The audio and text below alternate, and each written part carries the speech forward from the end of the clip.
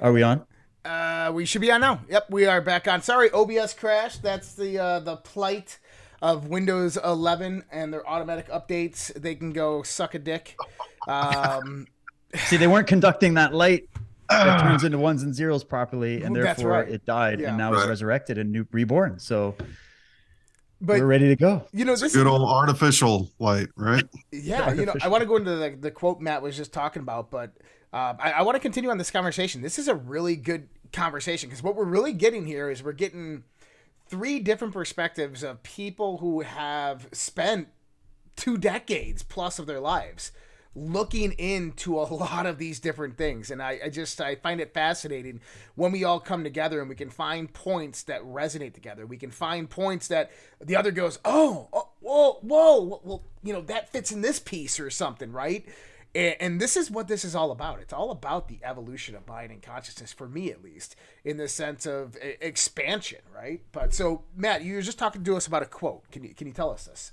Yeah, that's very well put, Josh. It's sort of like we're playing in an orchestra together, Yeah. and if you're harmonious, you produce a wonderful overtone. The sum total of any conversation is only as good as each thought brings to it. So Right.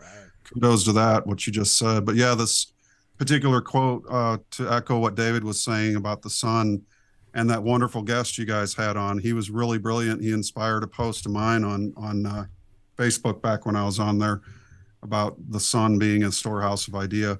It's Oh, from Gregory, you're talking about Gregory Sams, that guy? yeah. Yeah, he's That was a interesting. really Man. cool conversation. Recommend people check that out. Page 52, there is no separateness. Dr. Russell writes, in the incandescent sun is all idea that earth knows. The idea of the apple of earth is in the sun. Likewise, the wood of the tree and the violet in the meadow. Likewise, the cool earth is there with its rivers and mountains.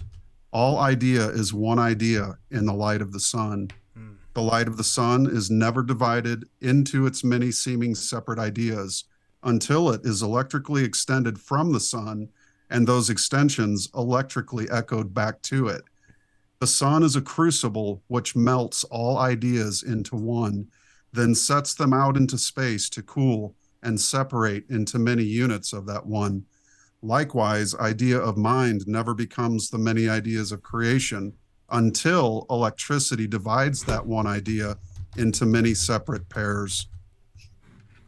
Pretty brutal. Wow, he definitely said it way better than I did. That every time I read the way he writes it, it's very poetic, and I like that. You have a scientist that is teaching you in poetry. That's what's crazy about Russell. And when I look in this book, and Matt, I'm realizing how rare this is to get. Yeah. I just can't thank you enough for sending this to me. I literally just sometimes when I'm looking for inspiration or I'm just trying to shake up my thought process, I'll just open to a page randomly.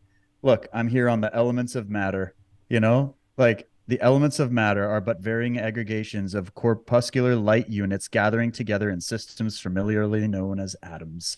So he's just like, everything is light. Like it's the other book that really, really, really changed a lot of my thinking was The Secret of Light.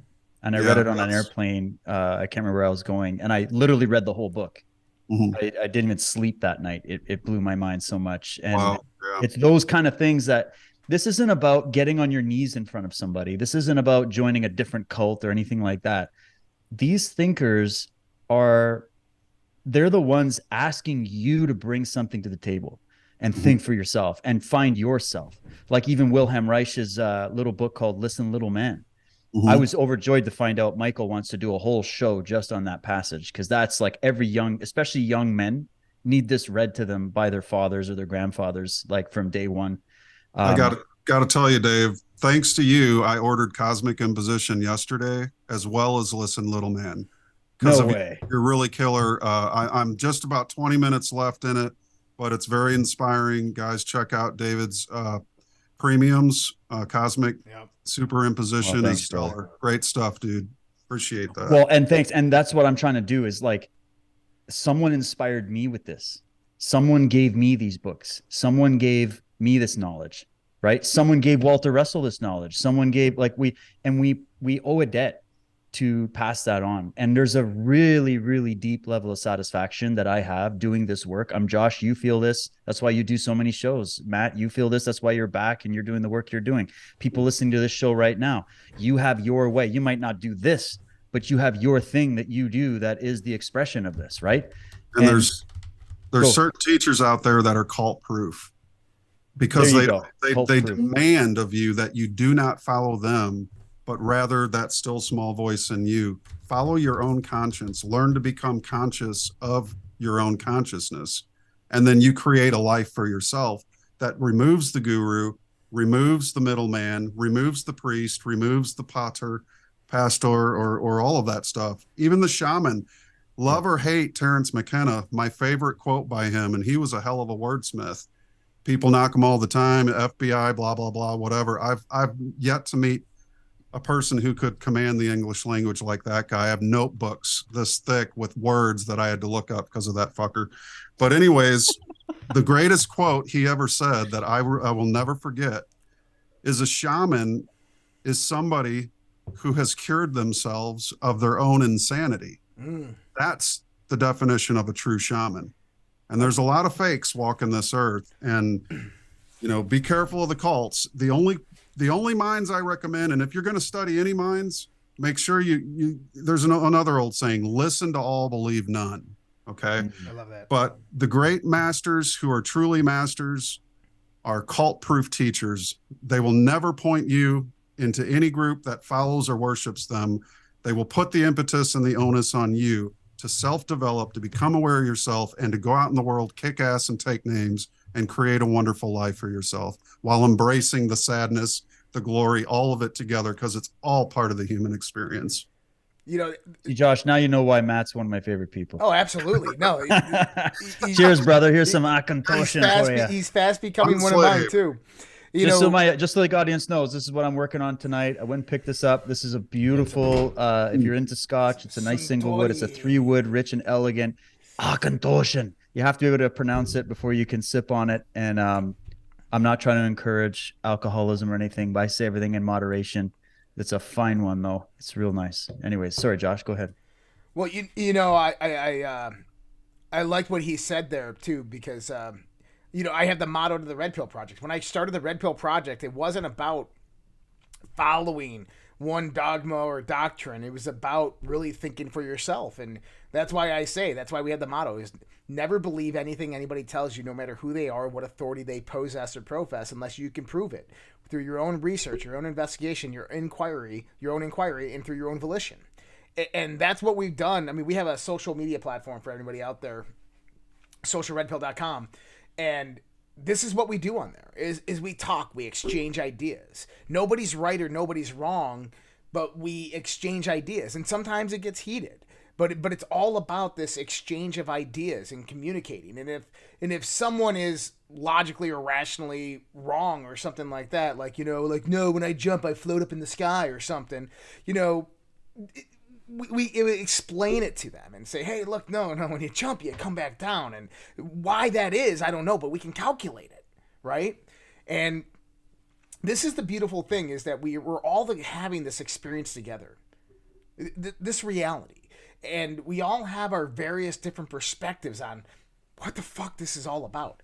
We did an after show a few weeks ago, and I talked about one of my favorite things to do is to go out middle of the night, clear night sky, not when it's -7 like it is now, but when it's 70, 80 degrees outside, and you look up into the sky and you find a point in that sky and you just stare off into it. And you begin to think about creation. You begin to think about, and I know Matt's like, dude, there is no creation. We're in the created. I know. But you begin to think about the universe and what it is. And you try to conceptualize it. You try to comprehend and understand something that is well beyond you. And your mind will go on this trip. And you don't, I'm dead sober when I do this. My mind goes off on this whole perspective that, holy shit, we actually exist. This is actually real. This is actually happening. I am actually here. And whatever this is, We can't even understand it. And to me, that is like one of the most profound thoughts that I've ever had in my life.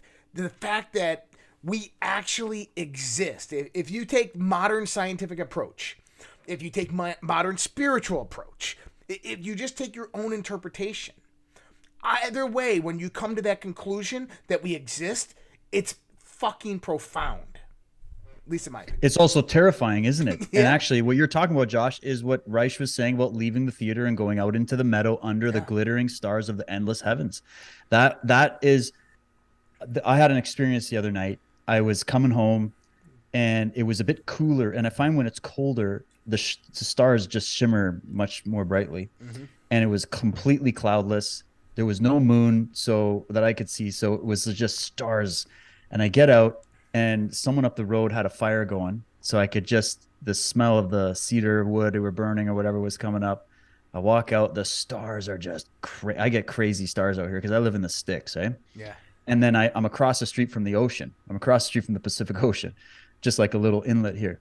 And so you got the smell and the sound of waves crashing out in the distance. You have the smell of the cedar wood burning. You have the glittering stars in the endless heavens overhead. And then it's a little joke on my Telegram channel. I call it the Owl Council. A bunch of owls come and they haunt the woods where I live. And there'll be one that starts, and then off in the distance, another, and then another. And I feel like I'm surrounded by them, but they're far enough away. And I'll start to talk to these owls. I know it's crazy, but I'll start to, try to do my best to mimic what they're saying. And every time I do it, their conversation stops for a minute. Yep. And then it slowly picks back up. And then if I keep back and forth with them, they'll keep hitting it. So I call it the Owl Council. And so I'm that just was the cherry on the cake, because in the background, the owls start going off. And I was by myself. My house was dark. My girls were out somewhere else. So I was kind of alone. I'm looking up at the stars, and I do this a lot, but this one hit me where I went on like that autopilot, and I had this feeling of like a warm embrace. It was just, I don't know, that feeling that you're describing, Josh, about you start thinking about infinite potential. You start thinking about your life. You start thinking about possibilities. You start seeing things. You start seeing your thoughts in a way, and something about those conditions of nature, of being there in the quiet, but it's just the sound of nature. You feel it's so profoundly real that it's like your hands start to shake, right? Yeah. And I think that this was something Reich had pointed out, because don't forget, he was also a psychologist. That's actually what got him into all this curiosity. Yeah. And he viewed he was looking at it as, there's two things happening. There's a deep wonder that humanity has with nature and the universe, and there's a deep fear of it. And it's because of the fact that you feel like you're out of control of what's happening in nature, and that somehow threatens your survival. So there's a wired function here. But there's a latent fear that ancient man couldn't figure out how everything gets plugged in and turned on. What are the gears and the wheels and the mechanisms that make the sun rise? What are and they started to really deeply, it was a simultaneous respect for this process, and there was also the fear of the process, especially when you bring in past trauma and cataclysm and things like that could have traumatized the human psyche. That's a huge thing, where they felt like nature betrayed us, right? So what developed was what's called an antipathy to nature, which is a fear and almost like a regressive state away from your rootedness in nature. And that was another aspect of Wilhelm Reich's study, was he was like, by what means is man rooted to nature? And he said, when you move into that, when you move away from the wonder and amazement and are taken over by the fear of it, because it's just so like outside of your ability to understand, then you're actually disconnecting and unrooting yourself from nature, and you're creating an inner stage. And now everything you see of the real becomes covered by the inner illusion that you are projecting like a projector onto the screen that you created. And now you're walking around and you're viewing the world. And this is what I believe is what has birthed the idea of everything being a complete fake stage setup. Everybody watched the Truman Show and can't understand metaphor, and they went, oh my God, it's all fake. Plus, most of our information in our lives are spent looking at 2D images on our computer screens and our smartphones. My generation grew up playing video games and all that. Nothing wrong with it. But when you get sucked into that, these young kids today are just on TikTok 24 hours a day. They're not interfacing with the endless meadow out there and interacting with nature. They're crammed into these super cities that are overstimulated with artificial light and sound that isn't not normal. And they're divorced from nature. And therefore, they are the ones who are the number one preachers of there is no reality. Everything's fake. Everything's not real. And when you lose touch with the reality outside, it's a fact that you have lost touch with the reality inside. And so as there's a relationship to the amazement, there's a relationship to the fear and anxiety, which creates the illusion. So just another point to bring in there that Reich brought up. And when the organic becomes inorganic, the authentic becomes inauthentic, and you end up with a silicone copy. You know, that's what a lot of these poor kids. You know, I wrote something about AI, and I'll just throw this at you guys, but it's something that what you're just saying, David, makes me think about this. And I get the owls out here too. That's something I really cherish. Oh, and I got to tell you a turkey story real quick. Oh. About 2 weeks ago, I go out to load wood, and you know, I'll go out in my underwear sometimes. It's 30 degrees, but I do it just to, you know, it's the ice challenge without the ice, right? And then I can go in back to bed and freeze Lori out. She hates me for it. But anyways, I go out to load the furnace, and there's our 10 usual turkey that we see every now and then. They're all standing out there by the soil pile, topsoil. And all of a sudden, they see me and they start calmly walking into the woods. And then from around the side of the garage and around the front of the house come two more. And then they notice me and they just start booking down into the woods. Some take off flying. There were literally over 100 turkeys going right by me. And I'm standing there just in my underwear, like, what in the hell? It was the coolest thing I've ever seen. And so you want to go right to, you know, your spirit guidebook and look up what is the turkey in symbolism. 100 turkeys. When I say 100 turkeys, what does that mean? You're 100 times more, but you know, basically that's the glory of life, of nature, is that it can surprise you out of nowhere. And sometimes these can be thought of as signs, you know, things of that nature, omens, things like that are very spiritual in nature, but also have a meaning to them. Don't lose the magic is what I'm trying to say, because so many kids, and this is a great device. We've talked about it, and we talked about it today on my tech show with the president of the university. It's a great device, but it doesn't inspire you. This doesn't create what these two hands can.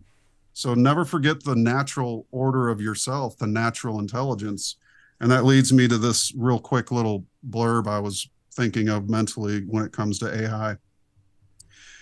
If materialism, physicalism were causal, why would there be a need to create artificial intelligence in an effort to imbue matter with consciousness?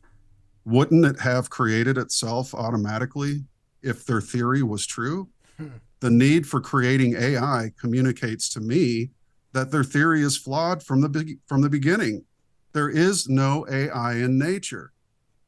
They create AI because they deny NI, which is natural intelligence, the existence of the creator or the original intelligence behind nature. AI, therefore, is the bastard child of materialistic reductionism and their denial of consciousness as a causative factor. If AI were real and therefore in any sense an intelligence, why didn't it create itself? AI was invented to attempt to affirm to the materialist that consciousness does indeed come from matter, without recognizing that their own consciousness was the cause of all such artificial intelligence. Dude, that's powerful. That goes back to the same argument of flat earthers trying to validate their belief in God through the understanding that the earth is flat. is that AI is these atheists, these materialists who are trying to validate their theory of consciousness that it's emergent from matter by the production of AI. Wow, that was awesome. You're gonna have to send that to me. That was awesome. Just send us like the after notes, Matt. We'll post Yeah. it. This is great. All And I right, love sure. what it's. I love how you're saying AI would have created itself. I've always argued it too from the angle of what the sort of global control system has in place, because the people running that, they're control freaks trying to control nature and reorder nature with the technology to become gods, quoting Yuval Harari directly. And you sit back and you go, why would a human species, a healthy human species or any species, why would it create something that would make itself obsolete? Like, why would we humans be running as fast as we can to get this AI thing off the ground? And I'm not even here saying there aren't applications for AI. I'm talking about the grand vision that they have of uploading their conscious. They're thinking of the philosophy behind it, right? These guys they have a belief system around AI. It's not just a technology that can be used. They want to become AI. Right. So what does that tell you? That It's tells God. you, yeah, that's what that is. And the struggle to become God like that, rather than to realize you're already imbued with the spirit of God right now, because you are light, because God is light. So there you go. End of discussion. They're like, no, we want to be the ones that create and command all of nature according to our will, according to our mind, to satiate our desires and our fears and inhibitions, right? And so that's who we're dealing with. That's why they operate conspiratorially, is because they're rebelling against the natural order, and they know it. They just believe that, oh, we now can do it. But nature is going to win in the end. Yep. Over those people. They seek the unobtainium, bro. It is the unobtainium. Bro, it is the they unobtainium. seek the unobtainium, bro. It is. So, David, you were talking about before that is this fear. Now, what it reminded me of is in the Bible, they talk about the holy fear of God, the holy fear of Yahweh. Now, this is interesting because I've talked to a lot of people who are Christians about this specifically, and they're like, well, it's fear, this trembling inside of being hurt or harmed because you're in the greatness of God. And, I went out and looked up the Hebrew definition of what they're actually talking about. It's yara or yara, right? And what it means is trembling in astonishment of great power. Now, is that not what we were just talking about in the sense of those various different experiences? Is this? Yeah, I think fear is the bad word. I think what you said, astonishment, that sounds a little better. It's not a fear in the sense of something being hurt or hurting you, but instead it is this trembling that comes over you.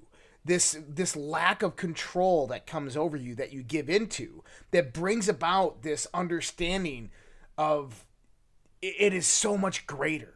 It is so much bigger. It is beyond your comprehension. And you come to that realization that it is beyond you. Maybe those are points of enlightenment. I don't know. That we understand that, that mind is so expansive. That mind isn't finite or limited just to, like it is with us, with these levels of consciousness, but it is a hierarchy that it expands and grows, and that we are existing in this evolution of mind. At least my thought. Yeah, no, and this thing about fear, there's a few different ways to interpret it. There could be that way of defining it, which is much more clear to me. But the way that the priests could have defined it is fearing God is about fearing the establishment, and fearing the government, and fearing your leaders, and fearing your masters, because you are slaves. That's what the Book of Kings is all about. Exactly. So there's two different reflections on how that affects the psyche. And remember, one thing people forget is there's the information that you're taking in through what you call your conscious mind, right? Where I am reading this book right now, and it says this and that. And then there's the subconscious mind that's interpreting way more data than your conscious mind can possibly understand. And this is another point. Was it Russell that brought it up? I can't remember. Where they were talking about how the mind can only take in so many inputs of what's actually happening in real time around you at once. So then the mind, oh, it was Nathaniel Brandon who was bringing this up.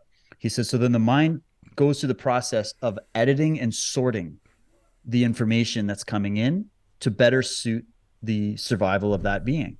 So we have this editing process of our brain and our perception that's happening all the time, every nanosecond of your existence. Your brain is editing things around you because it's literally making split-second decisions as to what is going to be brought into their conscious mind. Right. And because the subconscious mechanism of the mind is also built in with defense mechanisms to protect your mind.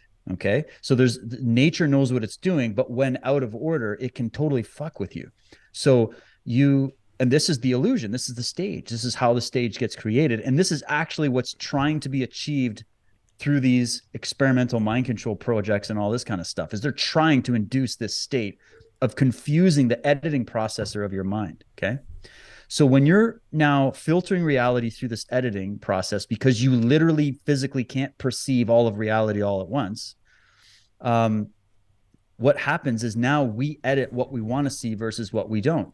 And this is happening subconsciously, meaning you're not consciously aware that you're doing this. That's why if you walk up and tell a sociopath, why are you contradicting yourself literally every time you open your mouth? They're like, no, it's you that's contradicting yourself and you don't understand, and apologize to me.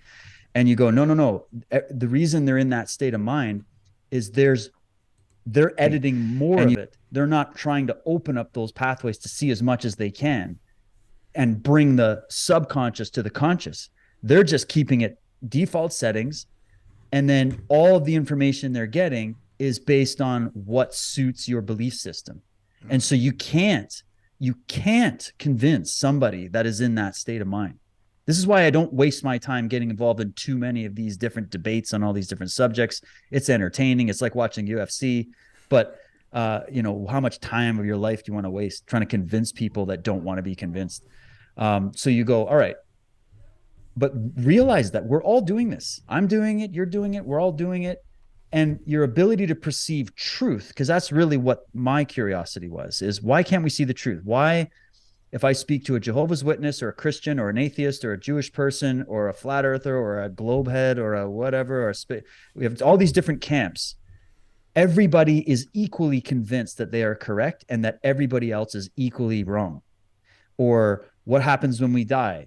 If we were to say that all the religions of the world have validity, then that means everybody's going to hell because all the religions think all the other religions are going to hell, right? And so you go, it's just a crazy messed up mess. So when I see these types of thinkers and the people that think on these lines, they just transcend all that bullshit. And they're just trying to coax you towards seeing the real thing. And what Alan Watts said, he's like, the real deep down you is the universe, is God. Yeah. And you are something that the whole universe is doing, in the same way that a wave is something that the whole ocean is doing. And to me, that kind of a statement takes the fear away from so many people that are stuck in medieval dogmatic thinking, that are afraid of the meadow of under the glittering stars of the infinite universe. They're afraid of that concept. That terrifies them. They can't figure out how nature's plugged in, so therefore it's fake, makes it safer. Let's bring the sun closer. Let's make things more special. It's only us. We're the special chosen ones. I'm the chosen cult leader, whatever. That kind of thinking is regression. Whereas what these guys are saying is that's the stage, and it's a stage not just set up by a bunch of Illuminati groups.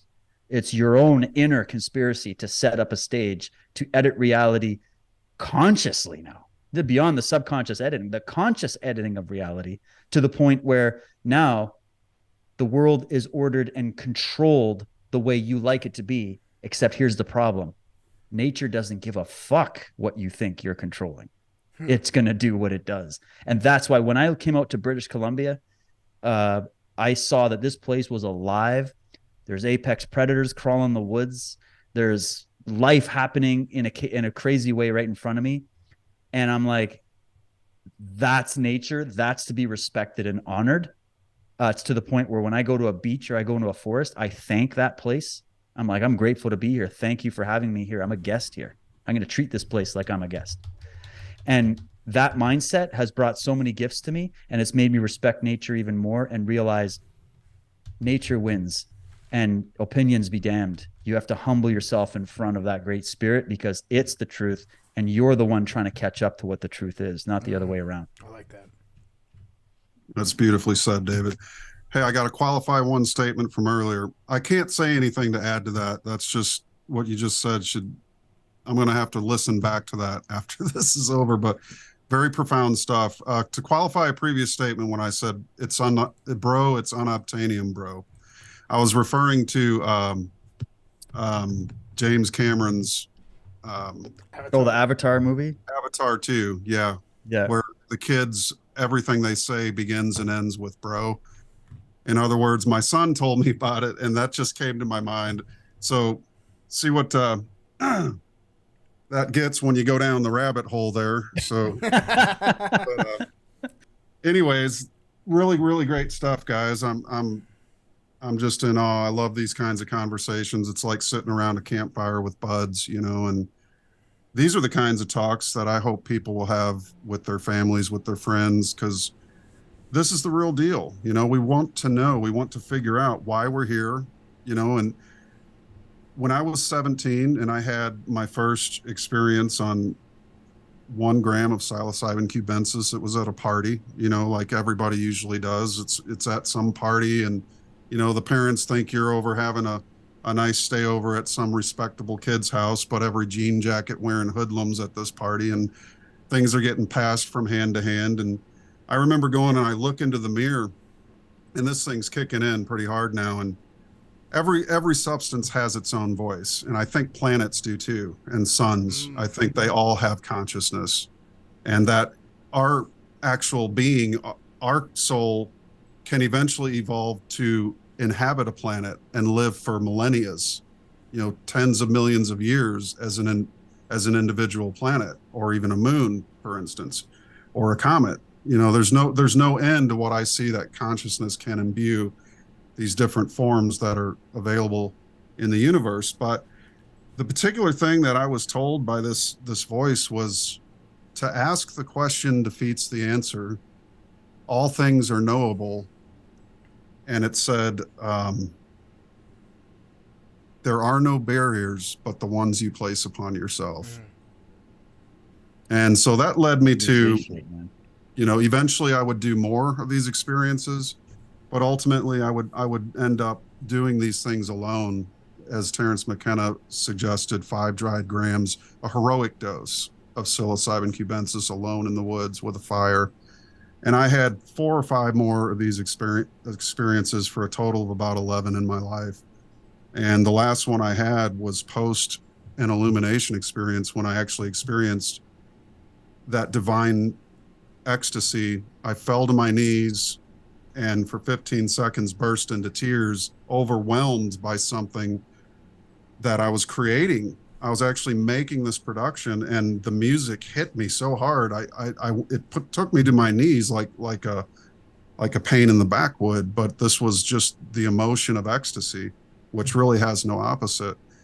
And I realized that, there's no need to do the substance anymore, because what I was always looking for was what I already had. The key was there. I was asking the mushroom questions for answers that existed in my soul and are substanceless answers. They don't need to be discovered with a substance. They need to be discovered with thought, with reflection, with inner eyes and inner ears leaning inward toward the soul. And so I realized quite quickly that there's a difference. There's a difference between substance experiences and substanceless experiences. Not to say that you can't enjoy them and that there aren't some good properties for PTSD survivors who might use this stuff, as studies have shown can be quite good under the right conditions. But the point I'm trying to make really is that natural intelligence is in each and every one of us. Like you said, David, it's nature's gift. Don't shun it. Embrace it. If you have shunned it, try embracing it, because there's no lie in nature. It will always reflect our choices, and nature, not man, holds the right to the reaction. And unfortunately, man makes bad choices sometimes and can drag the rest of the race into it with them. We were talking about that today, about the state of the world in Ukraine and the fact that we're on the verge of thermonuclear Armageddon, which is, there's not a lot we can do about it from this point, but we can try to inspire through our own ecstasy or experience of what is divinity to each one of us, that soul-making factor, that thing that separates, that makes you, as Josh said, go, oh my God, I'm alive. When you experience this, and that's another thing I experienced in that event at 17 years old. I realized for the first time since I was 4 years old and had gotten vaccinated, it took me that long in that experience to realize, my God, I'm alive. Mm-hmm. I actually am alive, and I have my own mind and my own thoughts. And that's a powerful thing. And you constantly, when you study conspiracy, you sort of have these wake-up calls that go, oh my God, I have my own mind. I'm seeing things that nobody else sees. But it's not for the maverickness of it, or like, I've got my merit badge, I'm going to sew on my BLM patch now and my LGB patch over here. No, it's about really just realizing the potential, the absolute potential, limitless, endless potential that lies dormant in your own human heart, that wants to bud, it wants to grow, it wants to express itself. And that's your real self, who has ridden in the back seat all those years through the schooling, through the propaganda, through the matrix. And suddenly you're born, the egg breaks, and a little ray of light comes in. And I think that's the separation. The pleasure principle is the realm of the psychopath. They never grow out of it. They get so far into it that everything becomes that.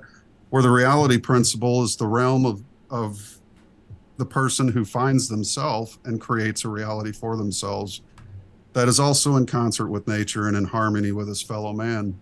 Go and do no wrong. Seek to help those who will help themselves. And above all, put yourself first. Because like on fire calls, they say, you, not anyone else, are the most important person. Because if you're not aware of what's going on around you, you can hurt other people and yourself. So always hold yourself as the most important person on any scene in the world of life. Awesome. I had my first experience with psychedelics at 14. Sorry, 13. So my brother Jay, who's also a co-host on the show, came home one night and he's like, "You want to eat some LSD?" And I'm like, "Oh, sure, right?" Like, I'd smoked pot a few times, and anyways, he woke me up at like 9:30 because something happened. He comes in, he gives me a half of a hit of some what they called purple Saturns back in the day, of some white blotter. And we took it, and I had one of the most profound experiences of my life, the first time taking LSD.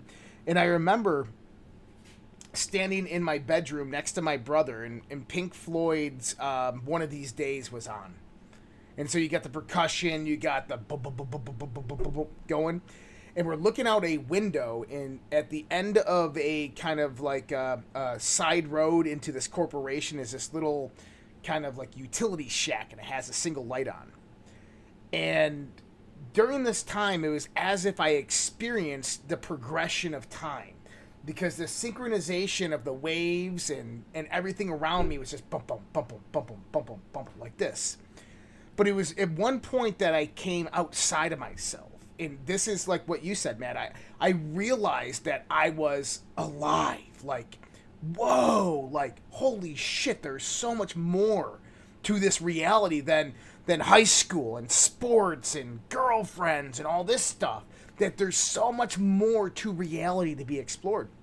And I'm actually writing my first book. I've been writing it for quite a few years now. It's called Transcending the State, What I Learned from Over 150 LSD Trips Before the Age of 18. And I went on a binge of LSD. And I just took LSD as much as I could. I was dealing it for a long time. And me and my friends, we became psychonauts. And every other day in the summer, it was either mushrooms or LSD, and we just tripped. My buddies, we called it Wonderland. He lived out in the middle of nowhere in western New York, just trees and animals and nature, and we just eat some LSD at 9 a.m. Yeah, we'd eat LSD at 9 a.m. and just go out there and trip our nuts off. And it reminds me of the song Good Times, Bad Times by Led Zeppelin, where they say, I'm trying to find my way back to that same old jam. And this is one of the greatest lessons that I learned from psychedelics, is I was trying to get back to that same trip, that experience that I had during that trip, that first time. Trying to find my way back to that same old jam. But then you come to this realization, the unhidden lyric within the Good Times, Bad Times song by Led Zeppelin, is I'm trying to find my way back to the same old jam, but that can't happen. It's impossible. It'll never happen again. The point is to make and create new experiences. The point is to expand from that point of experience and have new ones that evolve you even further. And that was like the greatest thing that I ever learned from psychedelics. Yeah, like that. You're coming back to the realization that even though there was a substance that was sort of altering the settings, you did that. Yes. That's you. Yep. And what you were communicating with was what you always can communicate with. It's just that we have the ego, we have the blockages, we have our inhibitions, our fears, our things that some of them are subconscious, some of them are conscious, that hold us back from really understanding that, right? And so there's a lot of ways, and everybody can kind of think of it their own way. As to how I've done mushrooms a couple times. I don't feel a huge need to do it, you know. It's just more of a like, and if I ever do it, I'm always like, just like very small. Just I want to be functional. I don't want to be blasting off to Pluto or something.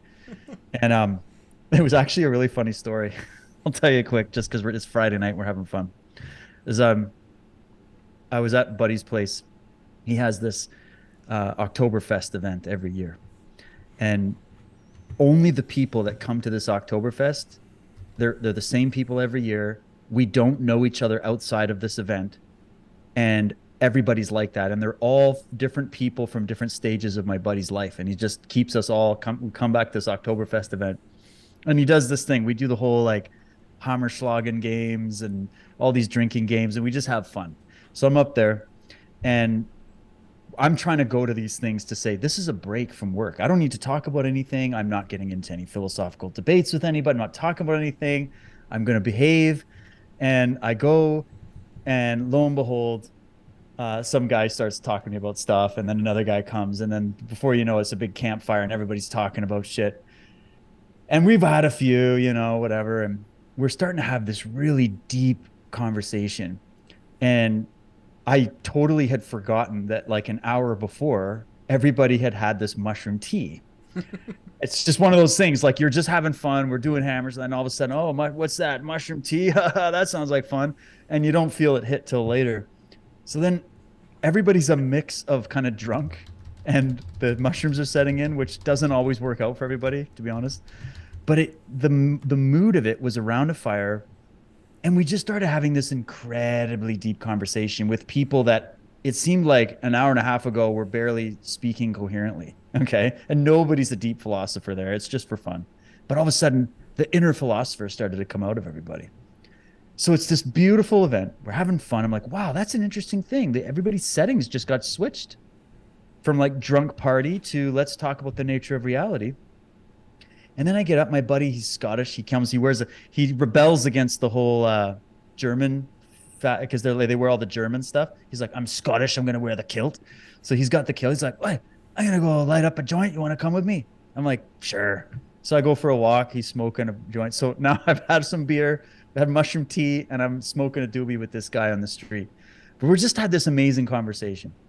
Lady comes up to us. Don't even know her. I've never met her. And she starts just talking to us. She's like, hey, we're having a party up the road. We're having a little garage party. So you're having a garage party. Come on over.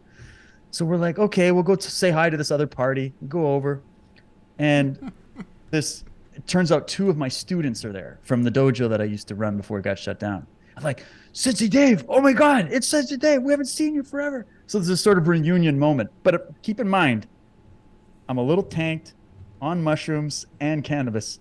And I'm trying to stay straight. I'm like, hey, what's up? How's it going? So then he's like, one of the guys is a kid who's kind of grown up. He's like, Sensei, you want to spar?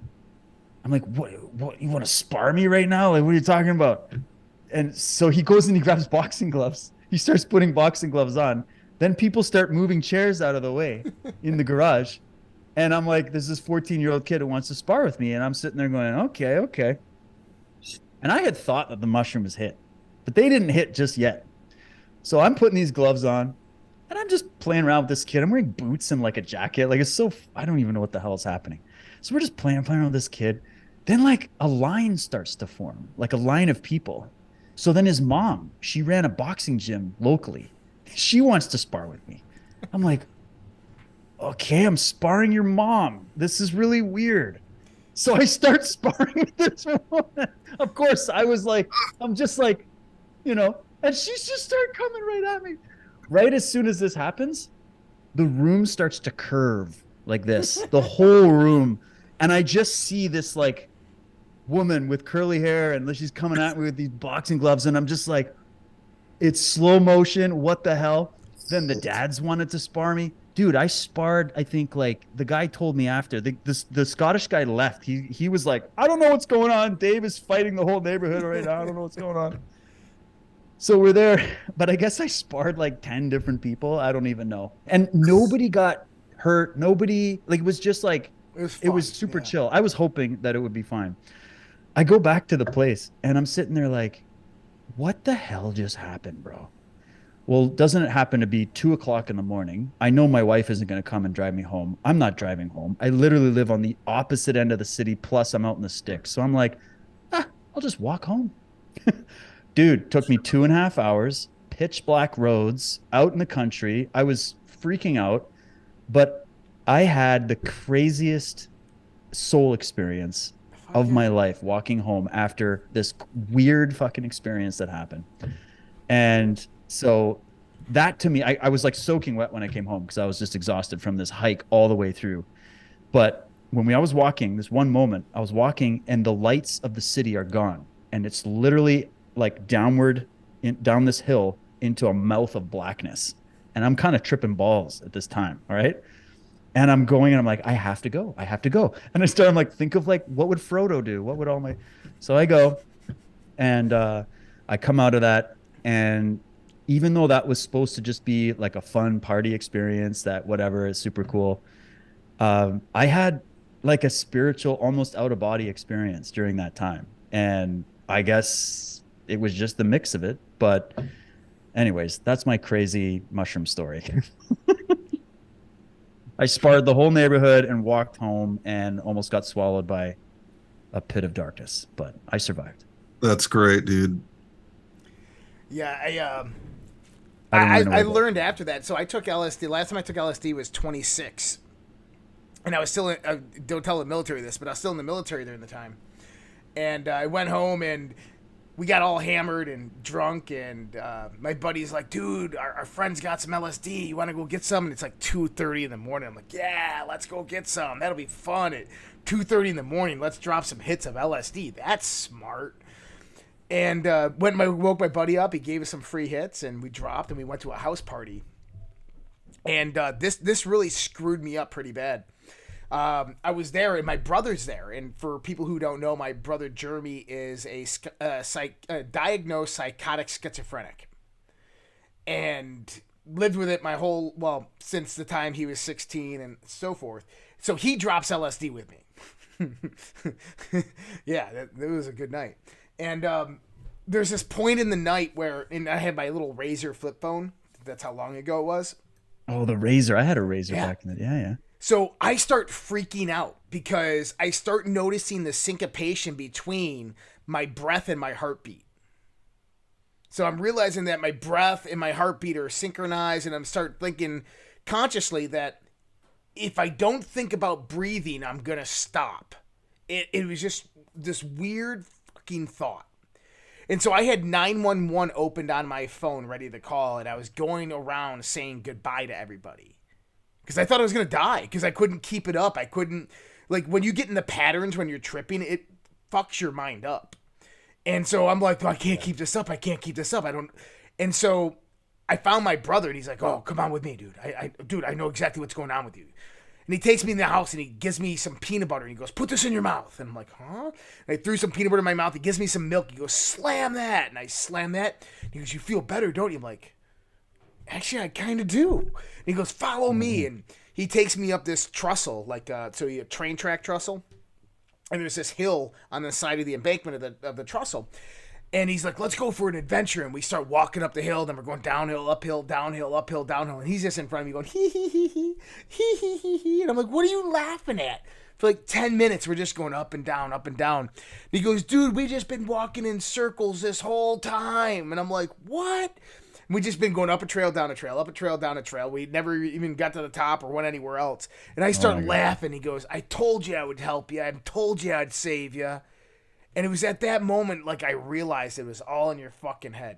And that he, as a psychotic schizophrenic, existed at this different plane of reality and completely understood it. Understood that it's all in your head.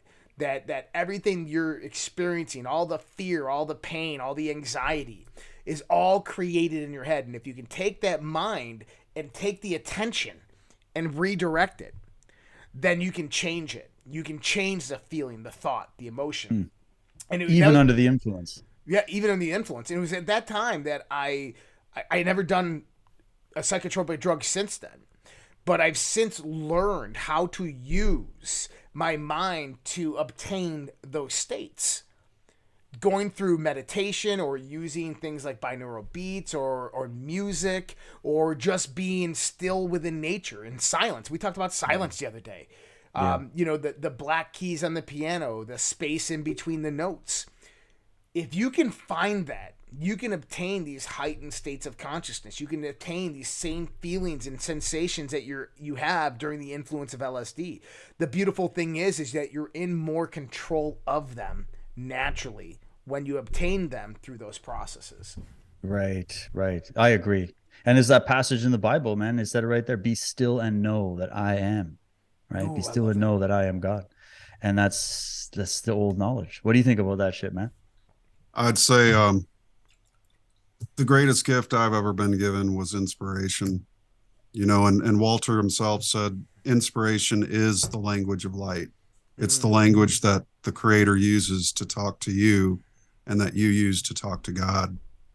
And inspiration is certainly unrelated to really any other experience, because I've done my share of the psychedelic journeys. I've done my share of, I've attempted meditation. I'm not really good at it. I've done it probably less than 5 times in my life, but I like to use the term waking meditation, where your imagination, you know, you're into something and you forget your body. But what you do when you're inspired and what you can do when you inspire others is really, I think, the key. You know, that's the key to really getting people to motivate. You know, that's why these corporations pay tens of thousands, if not hundreds of thousands of dollars to bring keynote speakers in to inspire the body of the company, to get them to do better work. You know, that's why there's such a thing as inspirational, motivational speaking. But ultimately, inspiration is it's a rare gift. And most people, when they get the feeling of it, they don't hold it. They either find something else to do, or turn the tube on, or turn on the radio, or, you know, for me, I like to play. There's a few stations I like on Pandora in particular, but find some genre of music you like, and then get into what you love to create with your favorite music going. And then you're riding this wave of inspiration. And boy, can you really produce some masterful work when you're in a state of inspiration. And I noticed a comment, just say no to drugs, on one of the videos. I know the three of us, we're not promoting anything, but I will just say that, you know, we're being real here. And when you're real, you speak of events that you've been through, and not necessarily saying we promote the use of anything, but just use your own caution. I recommend, if anybody's going to do these things, have a guide or be around people you trust, number one, and do not go into a 7-Eleven when you're higher than your underwear on mushrooms, because the candy aisle, I mean, there's a Muslim guy behind the counter, and I'm going, this is all bullshit. This whole fucking aisle is bullshit. And my buddy's going, dude, you're in the candy aisle at a 7-Eleven. I go, I know, it's all fucking bullshit. It's all fake, you know? And this is 19 years old.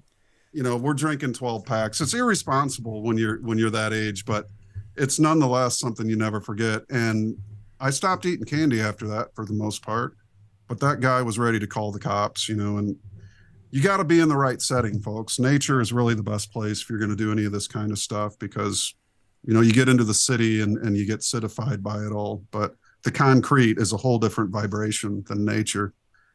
But yeah, it's a very interesting thing, the mind, because you were saying, Josh, I had my own experience in 2007, one of my heroic dose experiences, and I swore, and I was reading David Icke's The Biggest Lie, or the Biggest Lie, Biggest Secret, whatever it was called, about the reptilians controlling the chakras of the royal families. And I'm sitting there, and the book's like next to me on the couch, and I'm just thinking about stuff, thinking about the reptilians. And then I look up, and across the room, standing in front of the window, is an 8-foot tall reptoid in a velvet gown. No way. Yeah. And I'm sitting there in my underwear, right? And I'm thinking, fuck, I got two choices. I can run down the street in my underwear screaming, or I can kill this fucking thing. So I stood up and I went to put my hands around this thing's neck, and it just vaporized into mist. And then the voice of the mushroom said, ha ha ha ha, ha, silly little monkey. Look what your human mind can do. Whoa, or create, cool. And I just went, whoa, that's fucking bizarre. And so then I sat back down, I thought about it for a while. And that really made me have to question what is the source of evil on this planet? Is it interdimensional entities? And then I even came up with the idea that, you're not just having an experience of the mushroom. The mushroom is also, its consciousness is experiencing what it's like to be human. Mm-hmm. And what if it freaks the fuck out? And then you have a bad trip, right? So it's just the nature of these things, they're always two-way, right? Just like a conversation. So you got to be very careful in how you do these things, and set and setting are very important. So my later trips, I would be very, again, I've only done about 11, but the last 6 or 7 were from a scientific curiosity. I wanted to find out what I could find out, especially about this so-called God or this force behind nature. And I didn't really learn a whole lot, to be quite honest, about that force, but I did through my own illumination experience, which was substanceless. And I had a 3-day experience in the light. It was minor. It wasn't a full-blown one like Doc. I didn't write down charts and drawings and a whole new science, but I did lose my fear of death. I gained a sense of my own immortality. I lost the feeling of guilt, sin, and shame.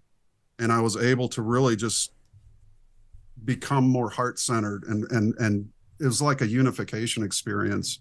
But every cell in my body was light, for a minute, and my whole being was. In fact, Lori and I went to a party. It's 3-day, started on a Friday morning. We went to a party Saturday night, and a buddy of mine goes, Matt, you're glowing. What the fuck are you on, mushrooms? And I said, no, dude, I'm sober. And I had them laughing so hard. It was the weirdest thing, though. It felt like it could have almost been like that, but it wasn't. It was a very strange experience, but one I'll never forget. But there's definitely a difference, folks. And if you follow your inspiration, which is the greatest advice I can personally give to anybody on this planet, which works for me, follow your inspiration, because it will disappear quickly. But if you ride that wave of inspiration, what you can do with it is beyond imagination, and you do your best work with it. I love that.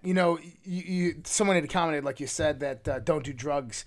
And I'd like to say to that is that sometimes you have to do what is appeared to be as wrong to realize the right direction or what is right. And, for me, all the drug use that I did during my teenage years has led me. I've had some profound fucking experiences in my life. And I will tell you right now that if my mind did not open during my teenage years to this whole realm and world of understanding, if I didn't drop 3 hits of LSD and sit down and read the Emerald Tablets or the Bible or Hyperspace by Dr. Michio Kaku, which I've done, like literally just drop 3 hits of acid and start reading a book, then those experiences that I had in life, I don't think would have happened. And I've had profound experiences. And so I had to go down that road to learn what not to do, or the best ways to do things might not be that, if that makes sense. That sometimes we have our own paths and we have to choose them. And so drugs, I don't recommend to anybody. I don't recommend anybody go out there and do drugs. It's a choice that you make upon yourself. But if you're looking for something to expand your mind beyond a certain point, if you're hitting those walls, is that you might want to look at these things that do expand your mind, and not necessarily, I mean, music. Music is a great mediator of that. Not only, I had this experience one time. I was at Bethesda Medical Center in Maryland when I was active duty military. And you go into Bethesda Medical Center and they have this kind of like, where the two buildings meet, and there's like this hallway that connects them, this bridge that connects them. And in this bridge, you can go outside, and there's a bench that sits right there. And Bethesda Medical Center is right next to like a national forest. So there's this forest right across the street. But there's a road that runs right in front of it, and obviously it's going in and out of Bethesda Medical Center. And so you can sit on the bench, and you can look at the forest. And I'm sitting there, and you hear like the cicadas, and you hear the chirps and the birds, and you hear all of these sounds. And then all of a sudden you hear boop, boop, boop, boop, boop. Sound from a car. Yeah, a sound from a car come in. And you hear the noise of nature slowly go down to nothing. The car goes by, and as it starts passing by, you hear it slowly come back up. And this happened every time that the cars went by. And I'm like, it's a distortion in nature. It's distorting nature's song. And so I decided at that point in time to try to listen to nature's song. What is nature trying to tell you? Because music is always trying to tell you something. Every time I go outside, I take my arms and I turn my palms backwards and I put them to my back.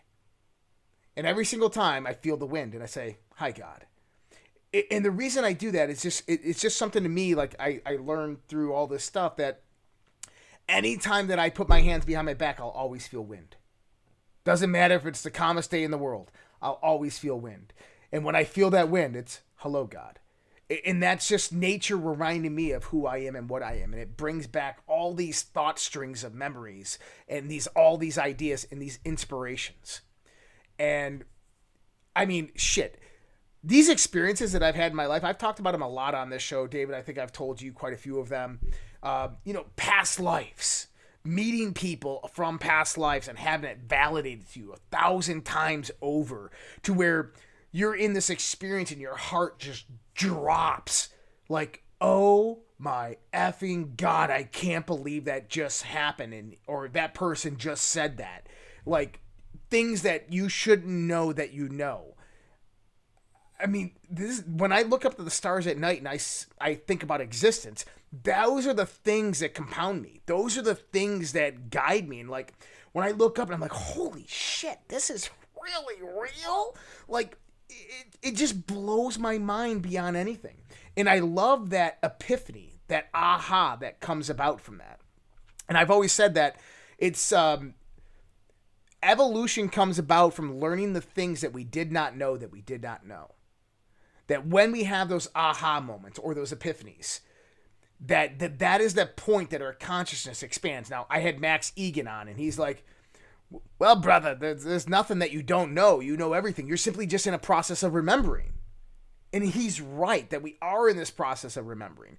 But in our finite conscious state, this remembering is new to us. It is an epiphany. It is an aha. It is an expansion into this new point of knowledge that we've rediscovered once again.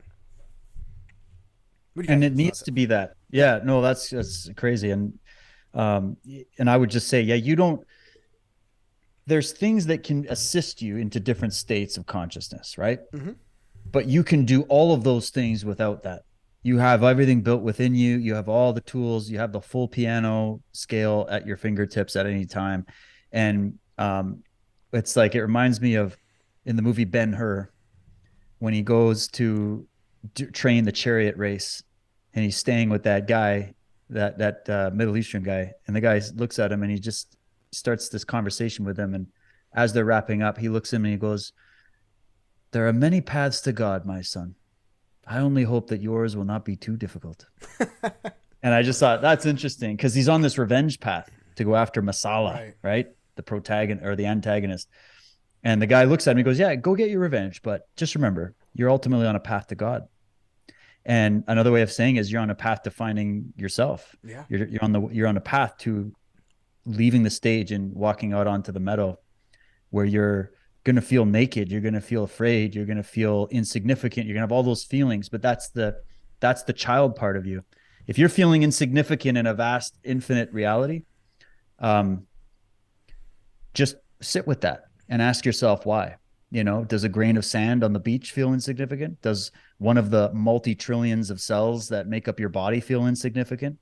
Does a hair on your body? Your feeling of insignificant is a lack of your ability to connect with that and realizing, even though you are one element of this vast drama that's happening of reality, you are a part of all of that. You are the sum of all of that, and you are a part of it. If the as above, so below works, then it's the opposite of insignificance. It's actually completely the opposite.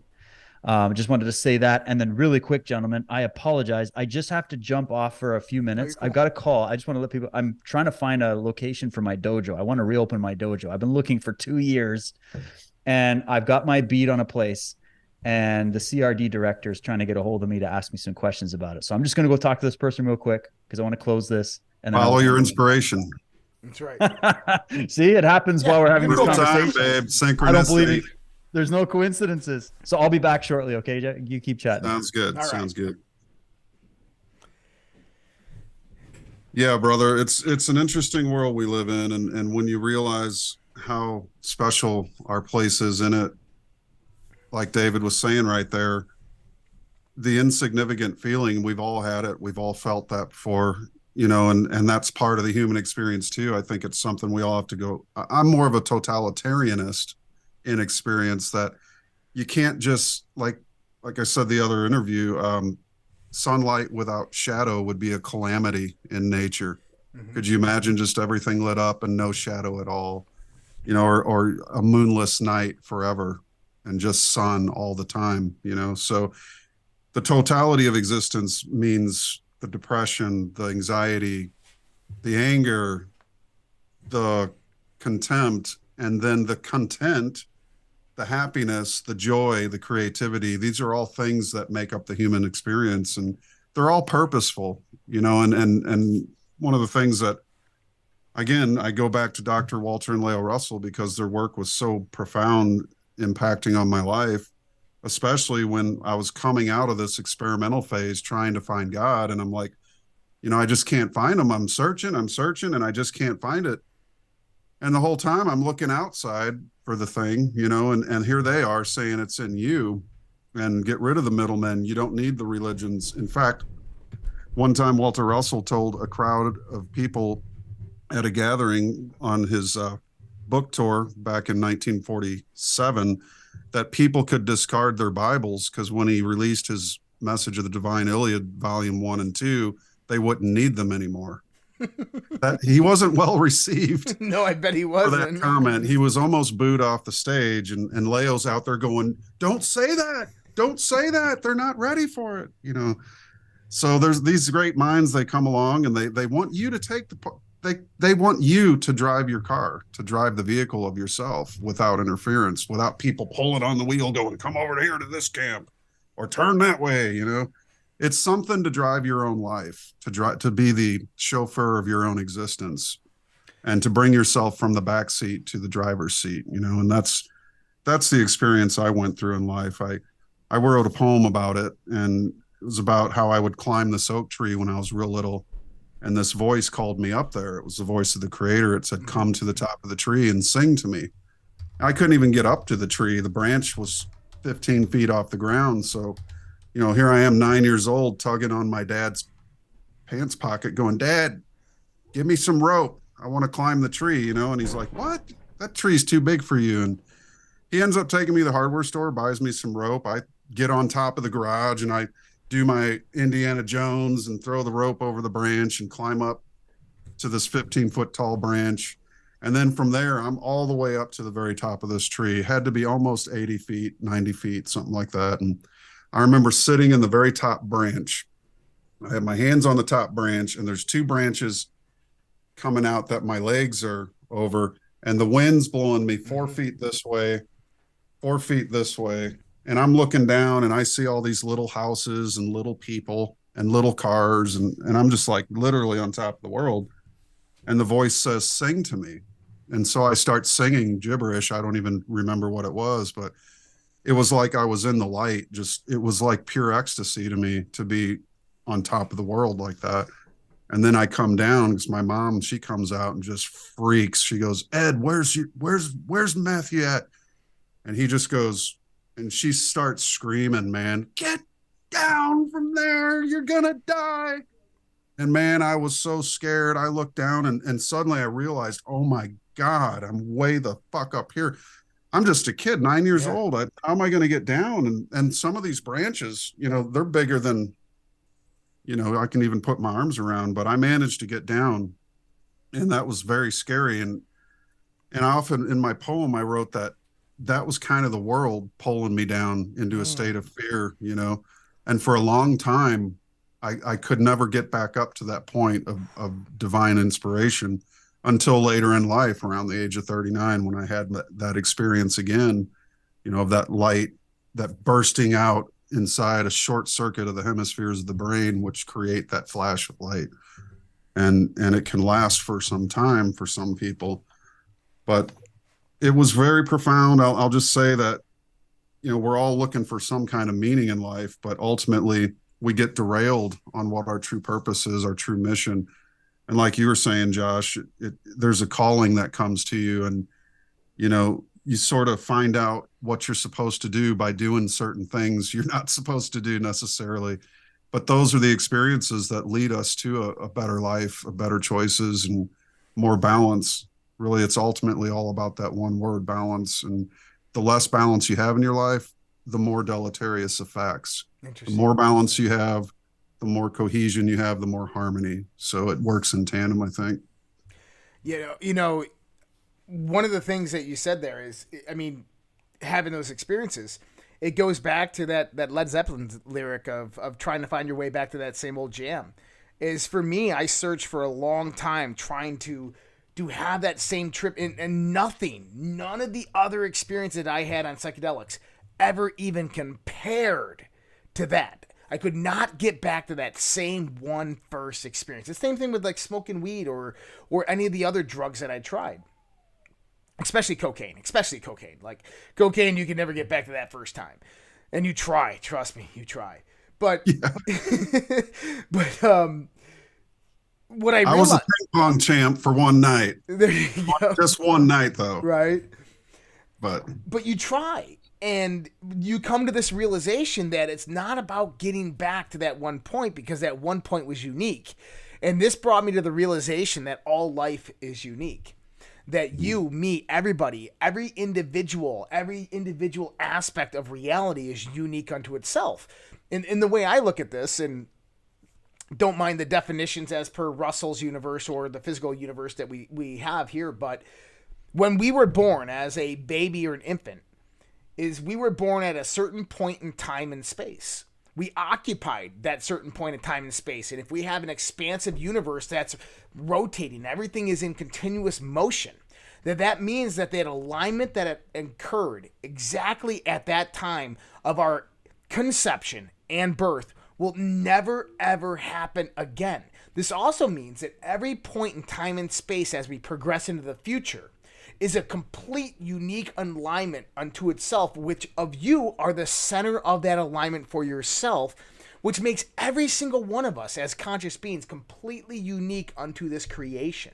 Mm-hmm. And I find that one of the most profound thoughts and ideas.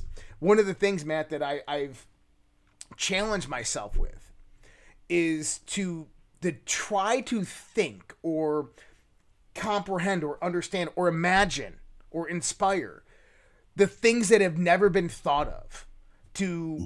And I call this kind of learning what you do not know that you do not know, right? So I call that is actual evolution, is learning what you did not know that you did not know, is bringing that cure to nescience.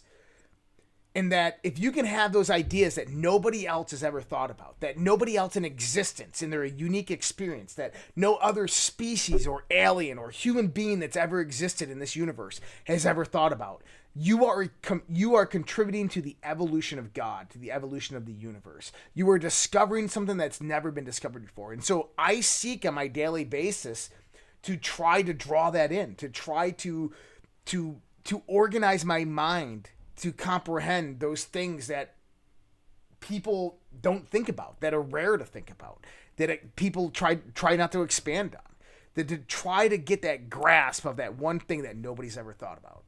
At least that's my thought about it. Well, it's interesting. Some of the things you said parallel John Nehart's book, Black Elk Speaks. I don't know if you've ever read it, but he spoke. Black Elk was a sickly child, and Nehart basically wrote his biography after many interviews. And Black Elk talked to him about being sick a lot as a child, and he'd have these visions. Well, one in particular, in his more formative years, in the teenage years, I guess, later teenage years, he came out of this sickness thing eventually. But one of his last ones, he had fell ill and he had gone. This is kind of, I'm just paraphrasing, but Black Elk says, I looked out from the mountain and I saw the central mountain of basically the universe, is what he's connoting. And I realized that I was the central mountain, and the central mountain was everywhere. And that's really cool. That one always stuck with me, but that's a really great book. If anybody wants to check it out, it's John G. Nehart, Neihardt, Black Elk Speaks. Very inspiring. And his visions, he saw the sacred hoop. He realized the purpose of life, even though he was being showcased around Europe as a carnival attraction for the Indian displays of that time. But he willingly took part in it because he felt that he had something to give to those people, even if they did sort of just look at it as some kind of token sideshow. But he still saw some importance in it, and a lot of the Indian performers did. They found some purpose for it all. In other words, that became a reason to keep going, if nothing else, to educate, this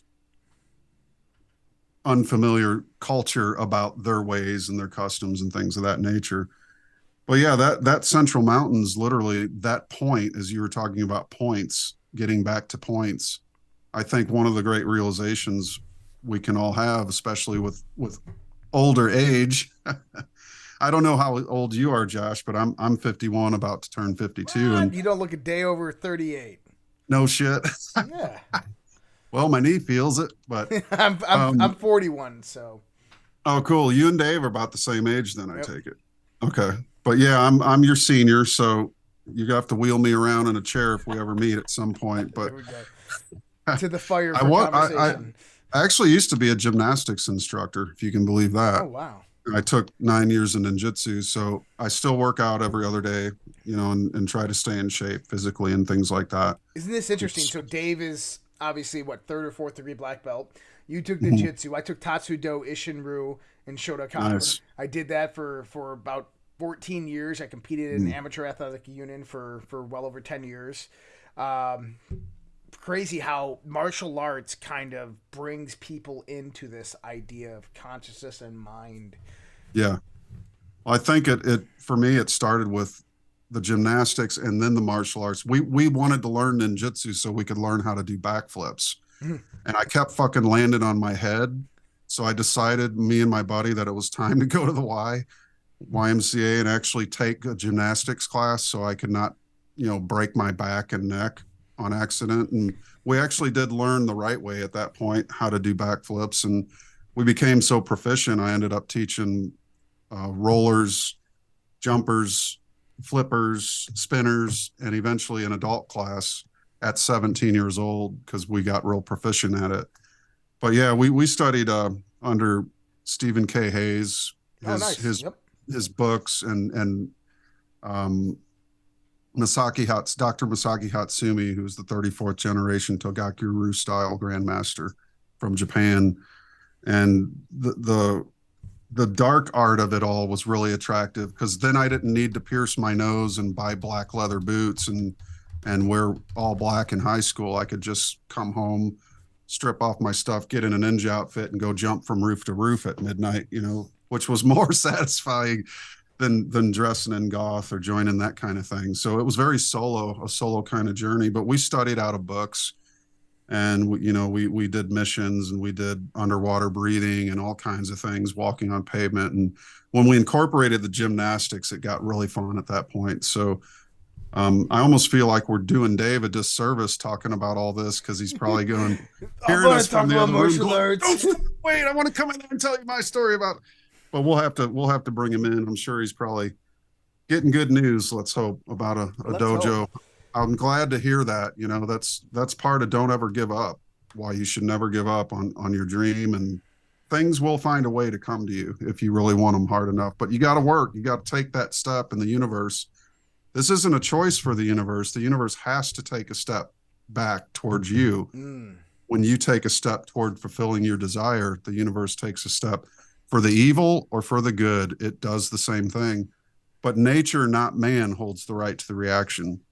And just know, if your choices are in line with nature, people, then so will the reaction be in line and balanced. And that's what you're really wanting to do here on this planet, is leave it better than when you found it, and make yourself the best person you can be, which helps those around you and inspires them to the same degree. That's well said. It's like those. It's like when I was in that foyer and I was observing the animals and the insects in nature. Is that if one animal contributes its song, all the others harmonize with it. Right. And nature and the environment is the same way. Is if you contribute your song that's in harmony with natural law, the universe will harmonize with you. And that's, I mean, it goes back to as above, so below. It goes back to this idea that there's nothing new under the sun, that we are, I like to look at us as everything, an aspect of frequency or resonation, oscillation, everything in the sense of waveform, because it just vibes in the sense of the analogy. But nature is a system, and we can either be dissonant to that system or we can be harmonic with that system. And if you're harmonic with that system will gather around you and prop you up. It'll be beautiful to you. Yep. Exactly. Nature has a way of affirming when you do right or wrong. So, I mean, we really are like in a natural simulation. I'd say it's more like a mirror. What you think is what is reflected. You can tell a lot about a person by their own surroundings. Is their house in crazy disarray? That could be a absolute indicator of what goes on in the thinking processes. So it's not out of we talked about this in the last episode about OCD actually means overly creative drive for some people, as opposed to an obsessive need to just wash your hands. There is a point to order, and there's a point to chaos, but chaos is seemingly the one force that takes order apart in order to disorganize it, so that mind must then at that point reorganize it. Tornado is a good example. You just now. So remember I was telling you about optimization theory? Mm-hmm. So in optimization theory is each system moves to a point of optimization. And then what happens is you have an occurrence of chaos, which is the system disorganizing only to reorganize at higher states of organization. And so chaos is nothing more than a system re-optimizing. And so you just nailed it. That was perfect. I loved it. Yeah, my buddy John Cheliak, he's a theoretical nuclear physicist, mathematician. He liked to talk about chaos theory a lot. And so I looked into that for a lot of years, and it's the higher ordered system thing. The caterpillar breaks down into an ooze, and imaginal cells appear inside of this ooze that then connect with each other in order to form a higher state of order out of this chaos. And if it's successful in beating the caterpillar's immune system, which is trying to destroy it every chance it gets, because it doesn't want to go into a higher order. It wants to stay in the lower order and control everything. And you can kind of put this metaphor onto the world today, but Yeah. here's these imaginal cells, these conspiracy realists who ran out of conspiracies because they all came true. We need new ones now, Josh.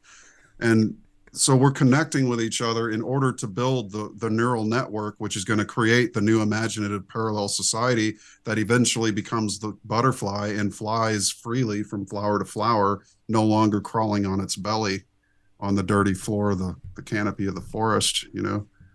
So there's a bright future for all of us who can stick with that unfoldment of our purpose for being here.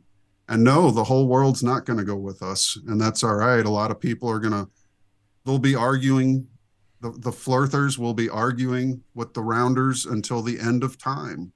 Or at least But until neither... the first hotel in space is created.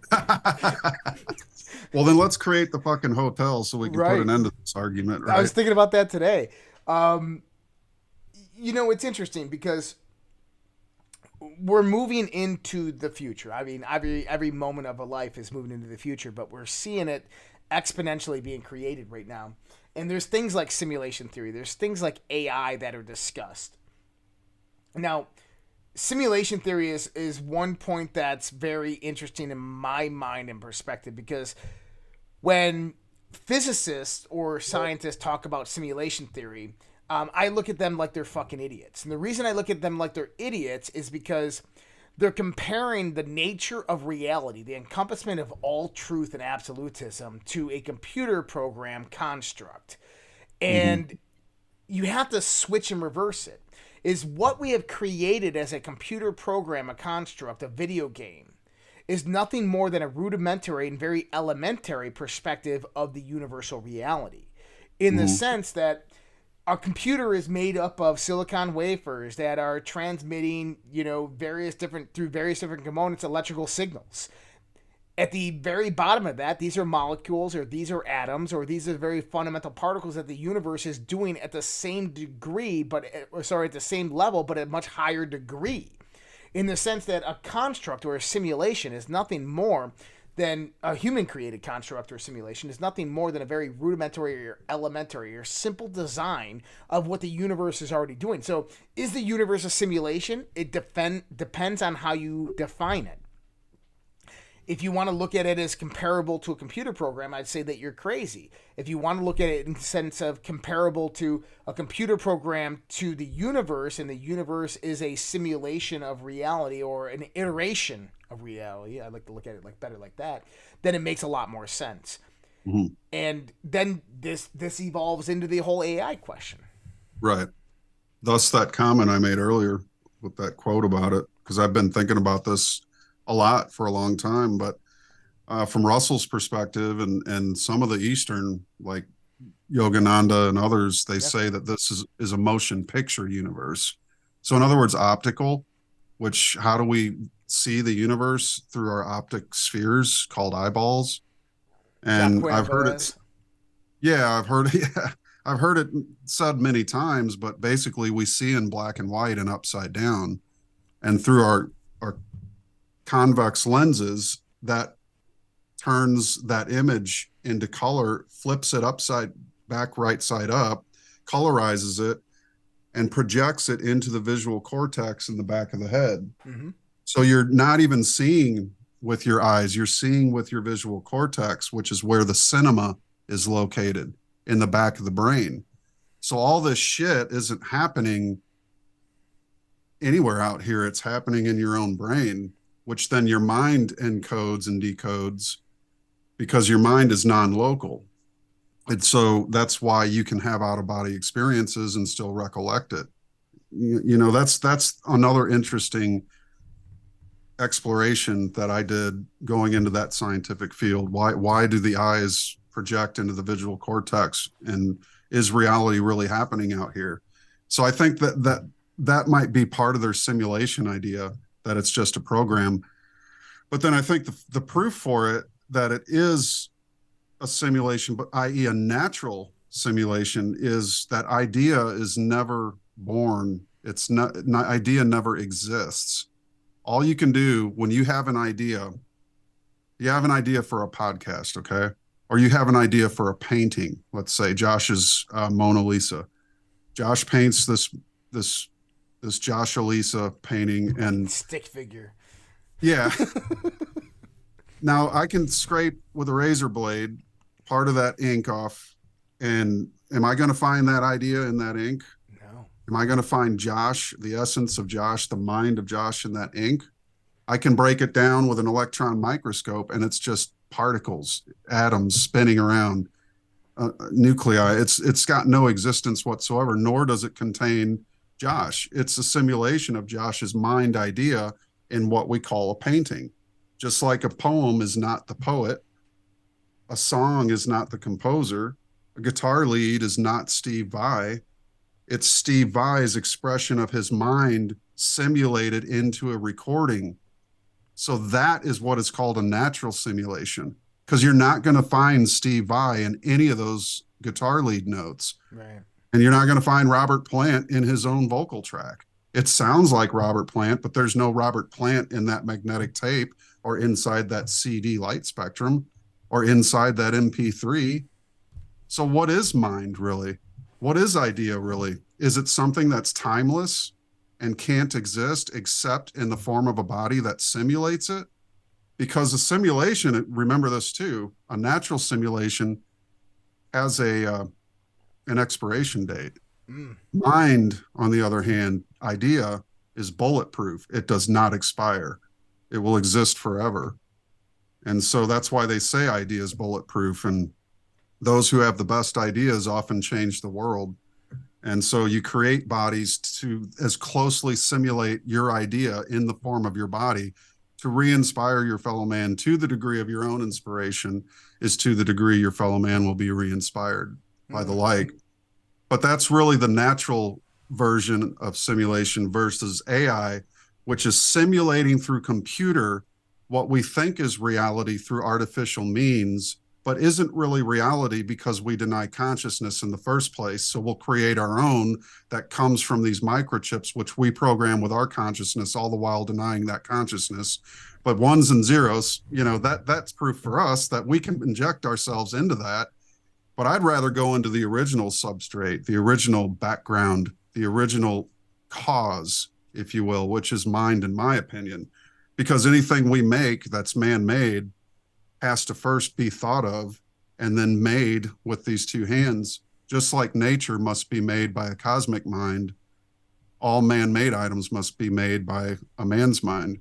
And so that's where I see the relationship between the divinity of man and within man, that he can express to the degree, man is God to the degree that he knows he is. A drop of the ocean can realize it's much bigger than itself, but it will never, at least not for millions of lifetimes, realize that it is the whole ocean. Right. That's a bigger thing than any of us. And I think that's where spontaneous combustion comes from. People get too much of that light. Adios, they go. I think that has a lot to do, I think, with our chakral centers, and that they become overloaded because, sure, we're living boring lives, so we're just mundane, and you have this overabundance that actually formulates. But I wanted to touch on something you said there. You were talking about light and the eyes, and this is one thing that I've learned through study of Hermeticism, is that what a lot of these ancient Hermetics were talking about was that our eyes have rods and cones. These rods and cones vibrate when photons hit them. And they send electrical signals down our optic nerve to our cerebral cortex. And our cerebral cortex puts the whole reality together. And it goes out and grabs from your memory banks, and it uses all your filters and all your education and your indoctrinations. And it formulates this perspective of reality and says, this is what's fucking out here. Right? And it gives you this tapestry of reality that we're observing right now. But this is the illusion. This is what Buddha endured under the Bodhi tree when he met Maya. Maya was illusion. An illusion was the light perceived by the visual spectrum. This is the illusion because it's not real. It's created. in the deepest, darkest area of your mind that's never experienced actual photonic light in its existence. This is what I believe in Christianity that they're talking about as the great deceiver, the deceptive light. The deceptive light is the light of reality that you are perceiving, that you believe is external to yourself, that you believe is real. This is why I said Jacqueline and Boaz, the guardians of Solomon's temple, is their weapons are illusion and trickery. They make you believe that everything is external to yourself when really the gateway is within you. And when you start to look within, it's like what Jesus said is, when thine eye be single, the body shall fill with light. The kingdom of heaven is within you. And that when we start to look inside, this is when all of this stuff starts to unravel and make sense. That our existential reality, although we have a relationship of it externally, it exists within us. And that relationship should be cultivated from that point within us, understanding that that point is not us specifically. It is the art form of God, like you were talking about. It's the picture that was painted, the poem that was created. And that we must read from that and extrapolate the painting, the poem, or whatever it might be. Yeah, it's beautifully said. Mr. Dave, Sensei Dave, you want to fight? I love just jumping back Josh. into this conversation. I Josh like have this are gonna like go. business talk, and then I come over and it's like the unfolding nature of God and reality must align. I'm like, I just did left brain, right brain. Actually, Me I and just Josh talked to got our boxing gloves. We want to take you on around. That's you right. come in and please come. I'll make sure I've done lots of scotch beforehand. No, I'm just kidding. Yeah, you guys got to come down here. That'd be so cool one time. Or if we get together somewhere central, we do the campfire, we do the out under the stars. That'd be a cool like fire that would cast. be We awesome. got to do one of those. Badass. But the guy I'm talking to is one of the directors of, or he is the director of the area that I live in. They don't have like, it's so small. There's no mayor. It's just a director. And I was just asking about zoning for this place. And he's like 99.9% sure we're good to go. He's just checking one thing. And that would be sick because that would mean I get to go back into the martial arts business again. So Well, we need to toast super you, pumped brother. if that happens. Yeah. Get your mugs up here. Hey, let's make it happen. Let's make it happen. Sensei Dave, he's back in business. Right Back to on. kicking ass and taking names and showing people how to do it. It's going to be fun. Ninpo Econ, brother. Yes. Dave, what are you, third degree, fourth degree? Japanese jiu-jitsu. I got my third Dan, golden gloves, kickboxing, black belt karate. Damn. I have no idea what in BJJ because I never did the ranking, but I've rolled for a long time too. Got to get back into it. I've accumulated different titles over the years because I've trained since I was 9, but I never really, I didn't care about that stuff. Like I care about it in the sense of, okay, I'm recognized at this level by people I respect. Like that's cool, right? But most of the time I'm in my gym, I'm just wearing my black belt or I'm just there because to me, I've just been a student the whole time. Like that's really how I see it. I'm just a student that still loves it. And I just want to keep teaching it. And it's like what we were saying before about this knowledge that we've all learned. I believe that we have a duty to share it. You can't just hold it all to yourself. I mean, you could, but if someone shared it with you and gave you the knowledge, would you not want to pay it forward? Isn't that what human beings are supposed to be doing? I think that's the point and the purpose. I think that it would be selfish of us and detrimental our being to hold it in. That it's a natural process to want to tell people the truth or show them your perspective and understanding of the world. Right. And then when you gain skills or you've put the time in to craft yourself into something and other people want to learn the same skills, you have a duty to do it. And it's very strong in my martial art upbringing by my senseis was we're instilling the knowledge that our senseis instilled in us. We're giving that to you. You have to go and instill that knowledge in those that want to learn it. Like that's your duty now, especially when you reach that level. And so I've been feeling a little bit broken inside since I lost my school a couple of years back due to this pandemic. Yeah. And it's because that was my community as well. Like that was my the place that I could be myself and create in that space and then benefit others. And then I learned so much from my students also. It was such a beautiful vibe. And when that got shattered, it broke a lot of people. I was working with kids. I had competitive teams that were ready to go to like high level tournaments and stuff. Even though that's not the main focus of how I teach, I'm not like a big fight gym. I want to make it more about the martial arts. But now that I started feeling like, okay, I'm turning 41 in April. I'm feeling myself slow down with my motivation for training and getting into it. And, you know, I think that's natural, but I was starting to feel sadness. I was like, am I going to be retiring from martial arts? Like, is that what's going to happen? I'm just going to do this full time, which is great. This is like mental martial arts, right? But I grew up in dojos, the smell of it, the feel of it. And I have this, and I still feel great. I just got to get back in shape and get going again. And I'm like, I'm missing that. And I don't want to lose that. I'm not ready to retire. I've got another 20 years in me for sure. So, and then I want my girls to grow up in a dojo. I want them to grow up and just feel what that's like. And I want my daughter to be working the desk, learn how to be an entrepreneur, you know, like there's so many opportunities. So anyways, I got all these thoughts running through my head because I'm actually like pinching myself that this could happen because we've been struggling for the last 2 years to find a spot. And lo and behold, this is how it worked out.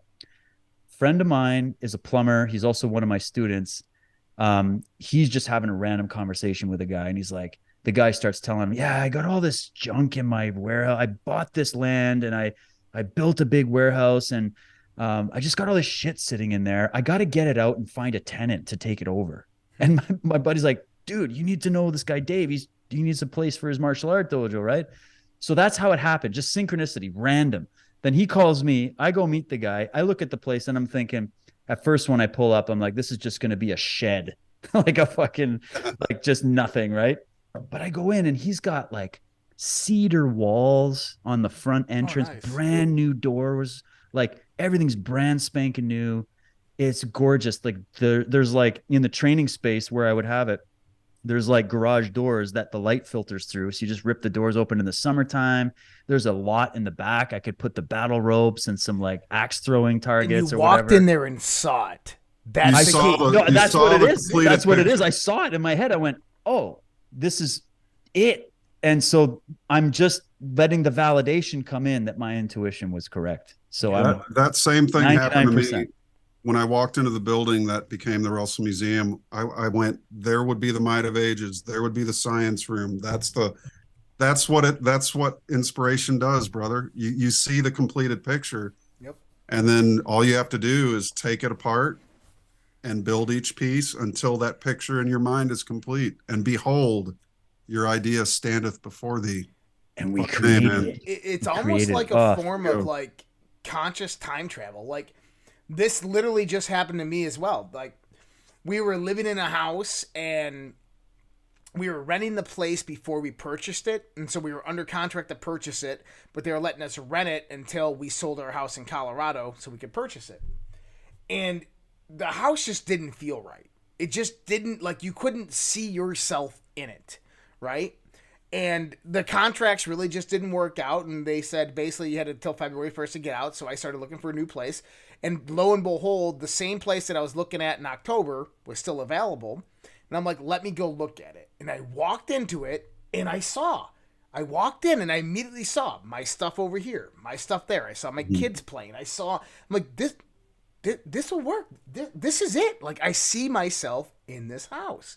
And I go down in the basement. I'm like, I see my studio right there. I see, like, and it all unfolded. And lo and behold, that's where I'm at right now, is literally that house. Wow, congrats, man. That's awesome. And because this is the second move in a short period of time, right? Yeah, the whole 4-person household, 4-animal move in 3 months. Jeez. That's there's concrete evidence for your listeners that the power of mind is the greatest power. And if any person can do this, and don't when you see something and visualize it, hold that thought, hold it and work toward it. Take steps. The universe by law has to take every step to meet you.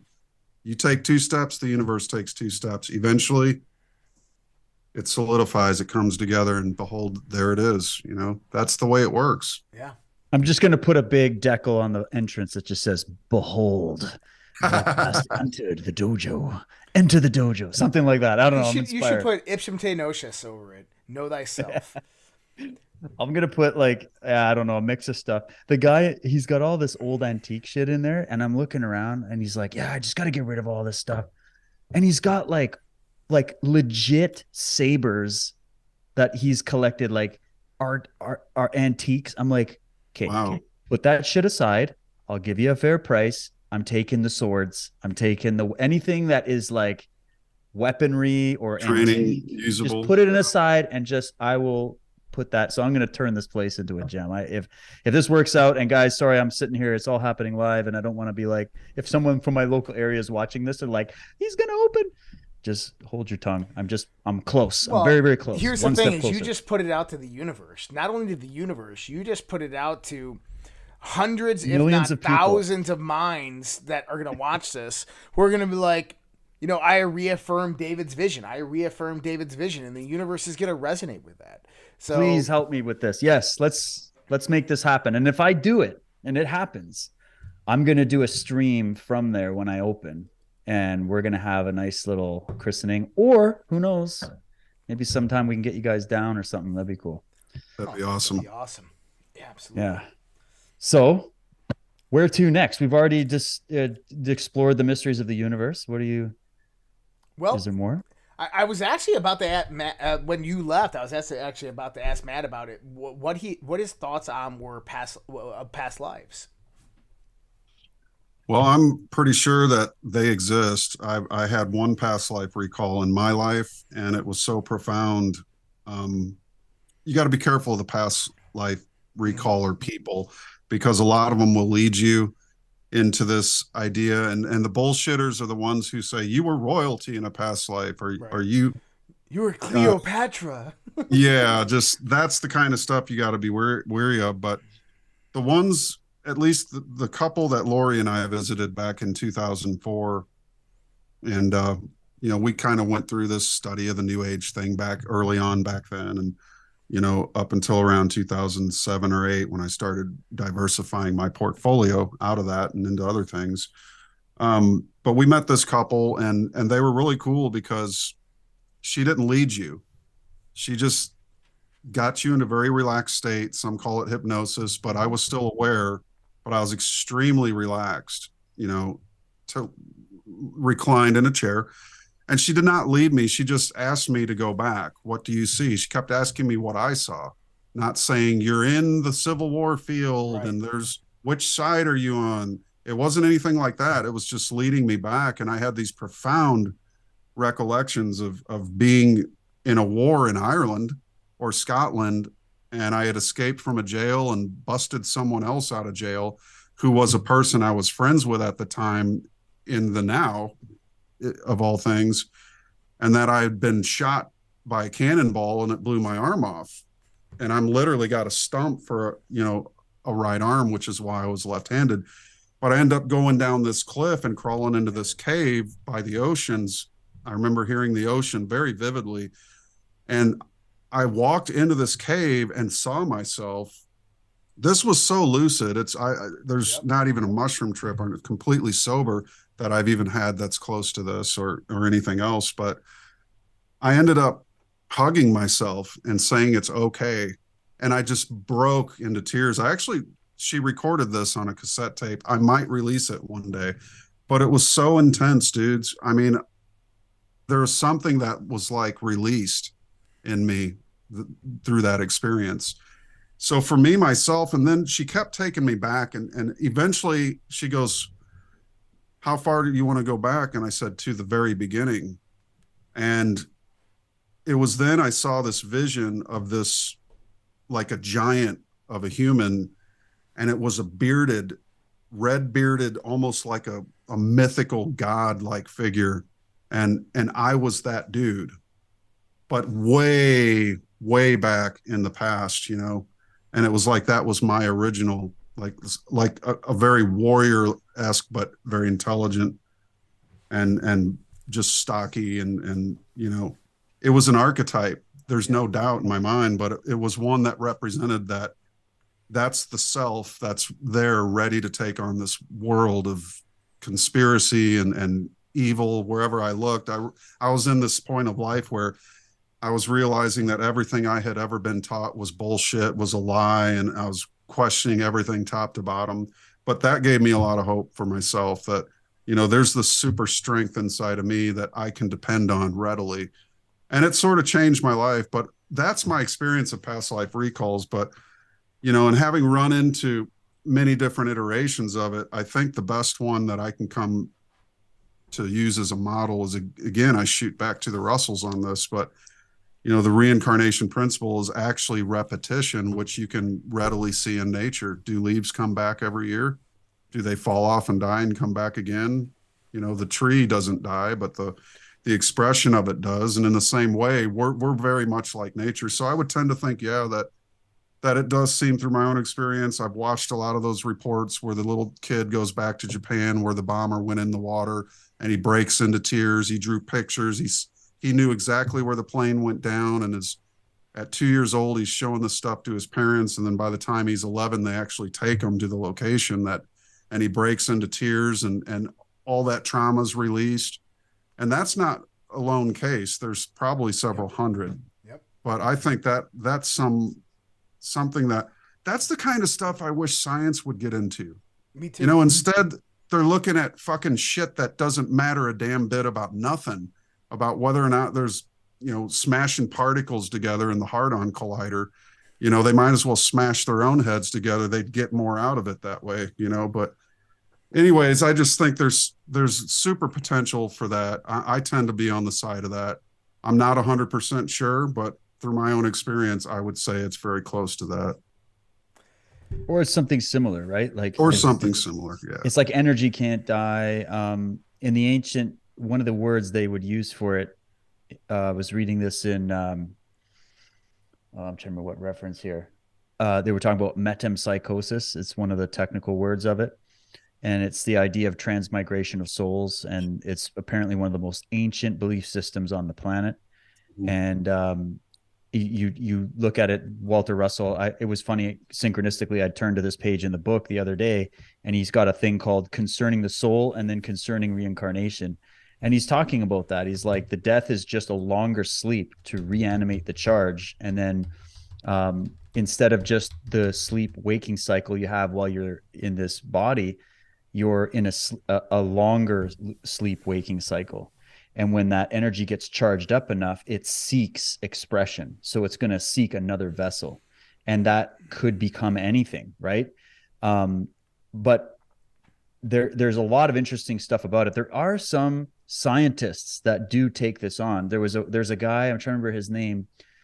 We've been trying to get him on Unslayed, but he had a near-death experience, and he was like top-level scientist, and he was total materialist, didn't believe in any of this stuff. And then he had an out-of-body near-death experience that changed his life. And he spent the rest of his career trying to find the best way to talk about this scientifically. And there's a bunch of guys that have done this. And I love that analogy. That's my best proof as well, Matt, that you would talk about nature, just observing nature, the process. What's another thing Russell would say?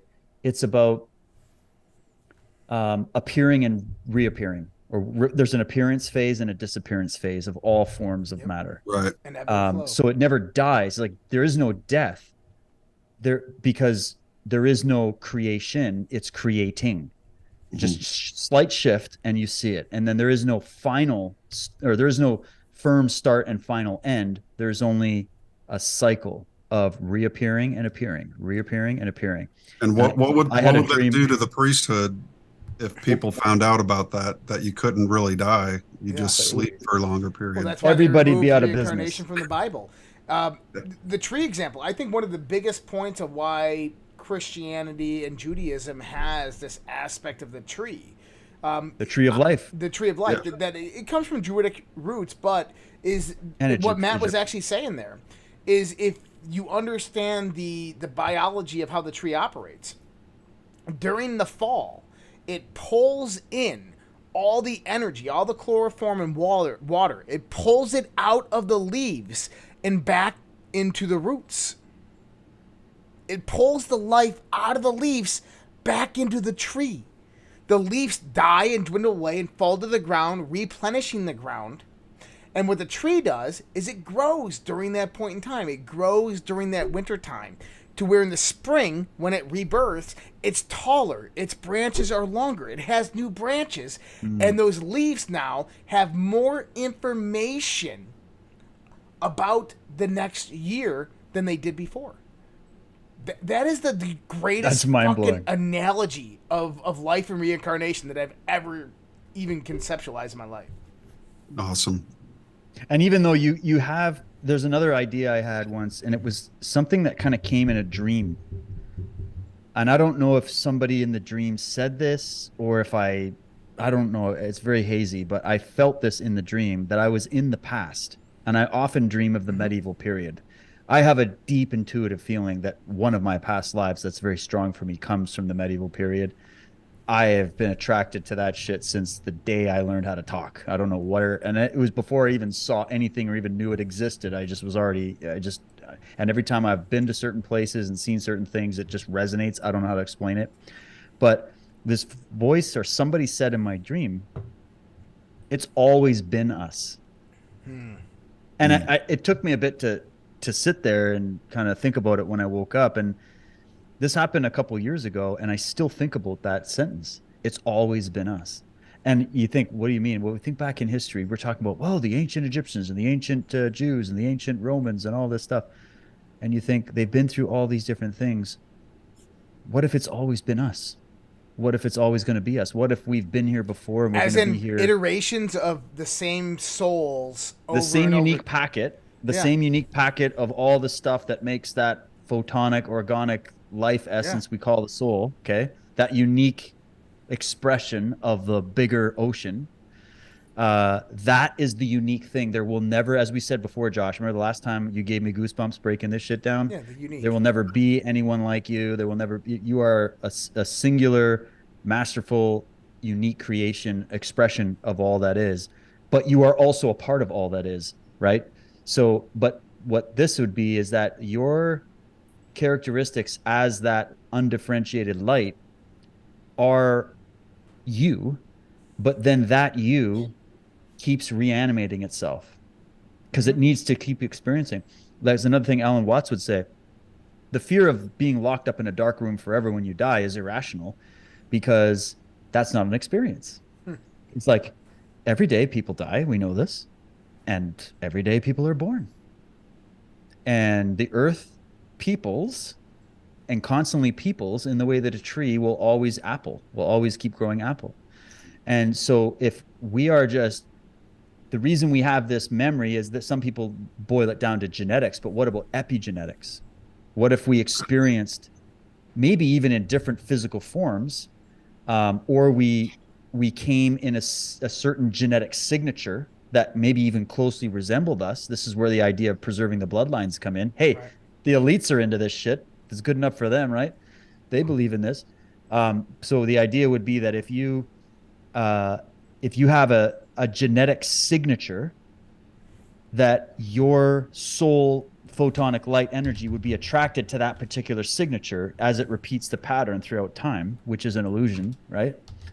And that's what's happening, is that's the best way I could maybe explain the answer to that, which I have zero proof of. I'm just saying that's this message is, what if it's always been us? It's always been us in different times, going through different iterations of this experience, and the ultimate thing is experience itself. Mm-hmm. Because this unfolding consciousness we call God, universe, matter, whatever you want, it's a dance of creation, and you can't have creation unless you gather the information you need through the experience in order to create. You can't just create. You have to have the experiences that lead you to creation. Like, Matt, when you write a song, you're not just sitting down and going, boho he, okay, there's all the okay, and let's make, let's add a little strum in there. No, you're creating something, right? Like you're harmonizing your music to be an expression that's yours, right? And you're trying to encapsulate that in a little time capsule called a song. Well, your life is that. Your soul is doing that. And the guitar could be exchanged, but the frequency of resonance that happens when you strum the guitar is eternal. It's just a matter of your change. Oh, I got a Gibson guitar, or I have this kind of guitar.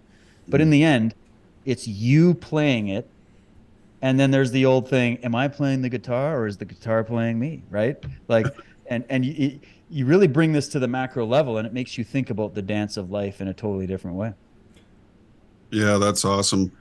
You know, there's an industry driven around the fear of death and just like escapism, but you know, the stay young industry, or the it's the industry of escaping death through plastic surgery, through there's just a million different kinds of let's not deal with the subject of death, but rather try to prolong it. It's a fear. What helped me was a simple saying that came from somewhere, I can't remember, but it said, the question was, what is the leading cause of death? And the answer is birth. Birth, yeah. And once you get that through your head, it's not so bad anymore. You know, we're all going to meet the end. The question is, like Gandalf would say, what do we do with the time we've been given? What do we do while we're here on this flat earth or this sphere? It doesn't sound as if or whatever. Very good. In this eyeball, in this middle world. If the world's in our eyes, in the visual cortex back here, which they say it is, you know, and it's a natural simulation, or you know, otherwise, but really it comes down to what we want to do with it, you know. And you know, right now they're in the Ukraine, about to push things to a level, you know, that's some people's version of what they want to do with it, but there's a lot of other people that are going to do something different. And that's what makes us all unique. There's no two vibrations alike on this planet. Some cool things science has done is show that identical twins even have variations that are so minute, but yet enough to make them different. So no two vibrations can exist in the same place at the same time. One will destroy the other, as the wine glass and the voice of the opera singer shows, you know. And that's the glory of creation. No two blades of grass, no two snowflakes, despite there being trillions times trillions times trillions ad infinitum, on and on. There's no two that are alike. So that says to me that every human being also, as above, so below, is a very unique experience. Yeah. And, you know, finding that soul in you and expressing that uniqueness on this world stage, all the world's a stage and we're all actors. But what are your lines going to be? And are you going to write your own, or are you going to read somebody else's? You know, we all have that great human potential to break away from the program, the matrix of ones and zeros, and use our own natural, God-given natural intelligence to create the lives we want that can inspire ourselves. And to the degree we inspire ourselves with our own creative efforts is to the degree that we inspire and uplift our fellow man. And that's what's going to get us out of this shithole, in my mind. And the work we're doing, I got to say this real fast. Yeah. I went and searched, because of Josh, you know, doing 13 podcasts a day, 6 days a week. I'm like, how can a human being do that many podcasts? But he's doing it and does it well. And I started researching all these different shows. There are hundreds of really cool shows on Rumble. I'm going, man, this is really awesome to watch. YouTube, all they have is guys reading books, making fun of stupid shit. I'm like, what in the hell? You know, Rumble these are the birthing times. We're actually seeing the birth of a brand new media. And it's I know of a good one, cool. Matt. I know of a good really one on cool there. To see. I know of a good show on there. It's your show. People have to go check out, because you're on Rumble now, because you got kicked off YouTube, YouBoob. And there's this really good one. I think it's called like Earth Chronicles or something. No, I don't know, something yeah. like that. I've heard about it. It's pretty decent. But yeah, I'm glad we have these vehicles to do this, and we need more content that isn't just going through the news of the day. Oh my God, there's a Chinese spy balloon floating, and look, great, but like, I heard they shot it down. What's the meaning of life? Yeah, there's a lot of things going on with that. apparently there's an explosion I over hope Hunter's Montana, all right. but they did not. Apparently, they did not shoot it down. So I don't know. I Why hope didn't they shoot Hunter's it down? okay. Just bow and arrow. Ping. Hey, Josh, I hope Hunter's okay. I know, right? Hey, I'm a balloon heading to China. Did you show that to Dave? Oh my God, you got a screenshot. You saw my Oh, the Twitter meme. post. Oh, I last know. night. Yeah. That's hilarious. Yeah. How's Hunter doing? Didn't he just admit that the laptop was his? Oh yeah, contrary to what his lawyers said, he came out 51 intelligence agencies. Yeah. No, Hunter, don't. It's No, a recent dude, it's conspiracy. my laptop. That's I'll mine. take responsibility for it. Like, come on. What's the worst that could happen? Dude, treason? But anyways. Oh Lord. But Giving away the secrets. What about Biden with his? How many Corvettes is he storing classified documents in now? So for those out there, this is Matt Presti's Rumble page. You'll see Tech TEC. You can go out there and you can look at his The exploration of consciousness. Yep, the exploration of consciousness. He's also got a YouTube page. This is his Rumble. Go out there and follow him on Rumble because we got quite a few followers here on Rumble. They're going to see this show. So just type in Matt Presti right there. You can go ahead and follow him. My consciousness is currently in the rabbit The rabbit Dude, hole. you know what? That's a point. That's a great point of discussion. So I just watched the Dispelling Dimensional Madness. Ah, cool. Okay. Oh yeah, Okay. talk to him about this. This So, is cool. I was like listening. And I'm like, where the fuck's he going with this? Like, because he's trying to tell me that like dimensionality doesn't exist, and then I'm like, whoa, oh. I'm like, good fucking point, man. Like, so explain this to people because Lewis Carroll's Alice in Wonderland. I did not know that. I was blown away by that. So please go ahead. Well, I've got personal experience with a lady who insisted to me that she was living in the fifth dimension and that her guru helped her to get there so she could deal with the trauma of her life. And I like the lady. She's a nice lady. We're friends, but I just couldn't accept this. And for years, I've been hearing it being said. I've heard it from other people down and down through the years. And, I'm just like, but if these other places existed, how come everybody that talks about it does so from this one reality? Right. They can never tell me about the fifth dimension from the fifth dimension. They're right here in front of me. Where the fuck am I? If you're in the fifth and I'm here in reality, then how can you be in this reality and another one at the same time? Yeah. It just doesn't make any sense. So I started digging into this and I found Edwin Abbott, Flatland. I found Charles Howard Hinton's assertions on this fourth dimension, which was popularized. He ended up, he was one of the main official popularizers, him and Edwin Abbott, in Victorian England in the 1880s, when spiritualism was at the height of its craze in London. Theosophy was running rampant. Mm-hmm. Frauds of all kinds, medium frauds, spiritualist frauds were running around stealing people's pounds and, on false, fake seances and things of that nature. So it was it was the New Age 1.0, basically, was the spiritualist movement of Victorian England. And interestingly enough, Edwin Abbott's Flatland is the impetus for string theory, right? Which was what led to Theosophy to start looking into this original guy who I don't have his name currently, but his original thesis was that there were these vibrational strings that created matter, which is what the string theorists borrowed from. And then you had guys like Kaluza Klein, who came up with this fifth dimension, which contains the non-existent four fundamental forces, which actually have no existence. These are all models, right? They're just models. Until a new model comes along, you use what you got, even if they're wrong. And they happen to be wrong, and they're provable that they're wrong. Some of the laws of physics I've seen violated multiple times. Right.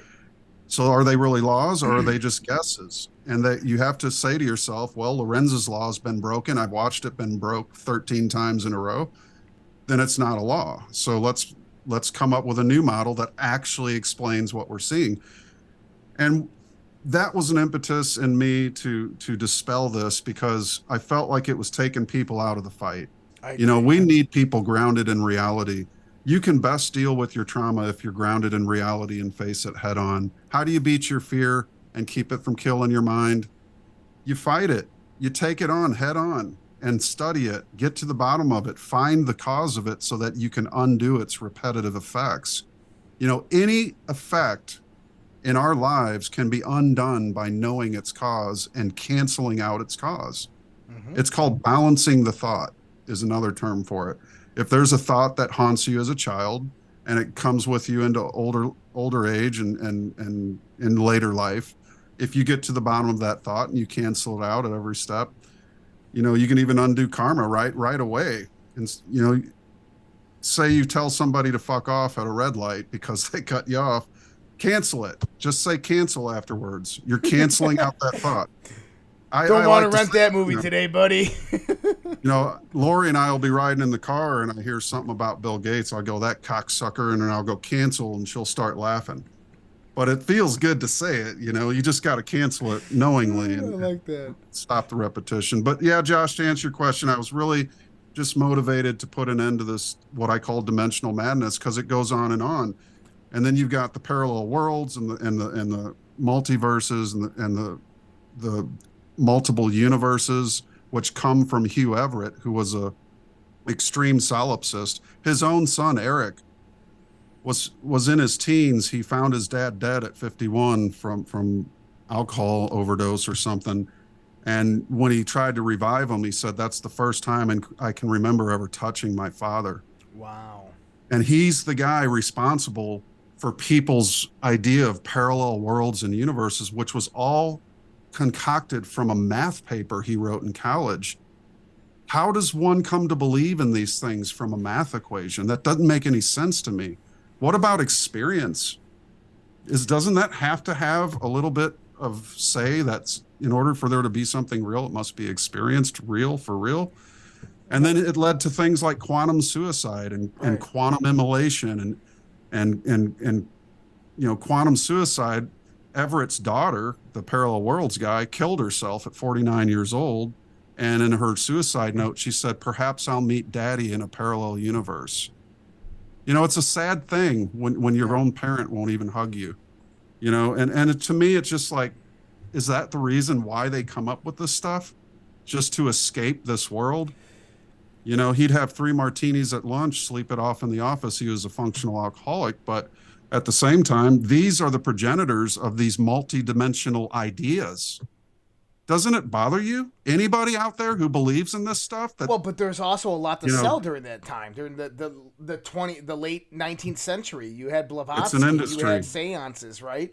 Yeah, There was one interesting point during it. You talked about the Euclidean geometry versus Riemann geometry, and how right. math was extrapolated into imaginary numbers, and you repeat this thing throughout the whole thing: imaginary, imaginary, Right. and where Imagine. we went wrong in the sense where we started extrapolating basically imaginary mathematics into actual reality theory.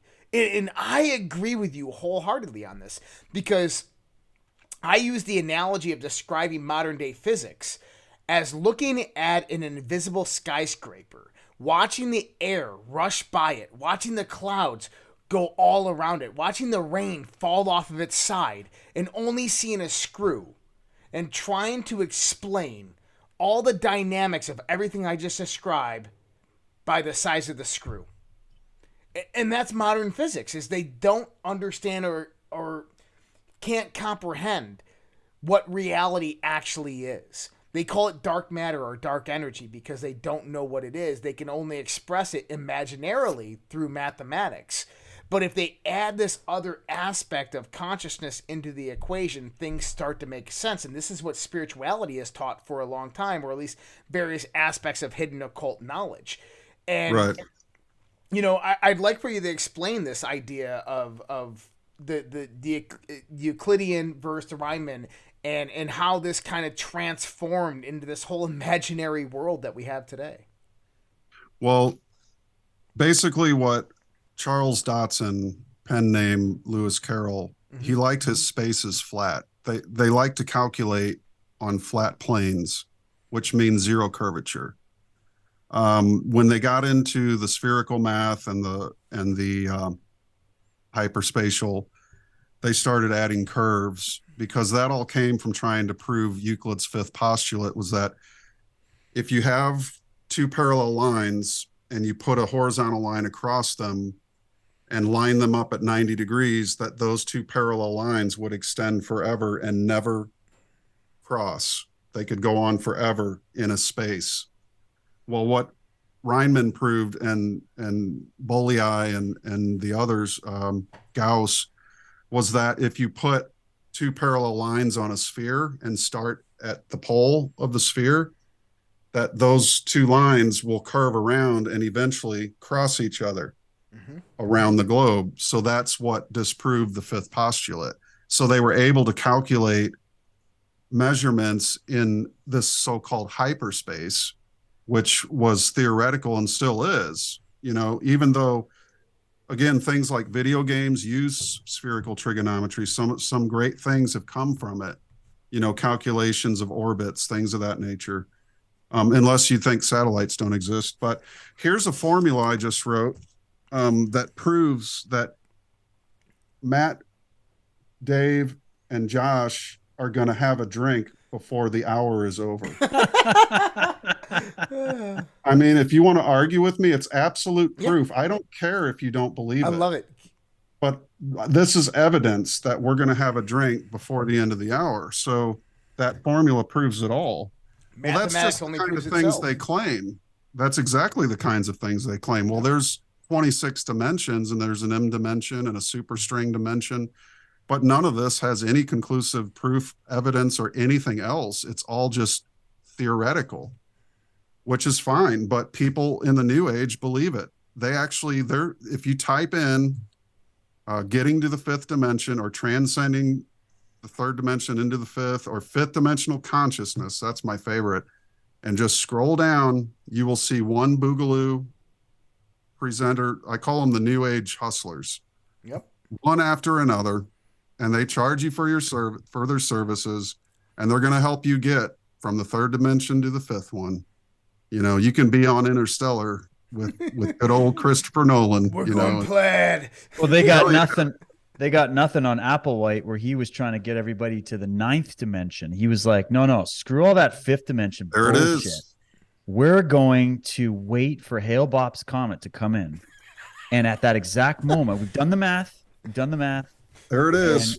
We're going to... ninth dimension. Wasn't there a Family Guy episode about this? Poison, and we're going to be piggybacking off Hale-Bopp's comet, and we're going to get to the ninth dimension above human, guys. Just trust me. Where they all drink the Kool-Aid, like he doesn't drink it. He watches everybody die, and he walks out, tiptoes slowly outside. Like, I'm out of here. But okay, so Matt, I got to say. Sure. That's one of the arguments that a lot of flat earthers bring up when they sit in front of the scientist guys that they debate. They say something about that problem with the Euclidean geometry, whichever one it is. And they bring that exact argument up. What would you say to them? We all work off a two-dimensional surface.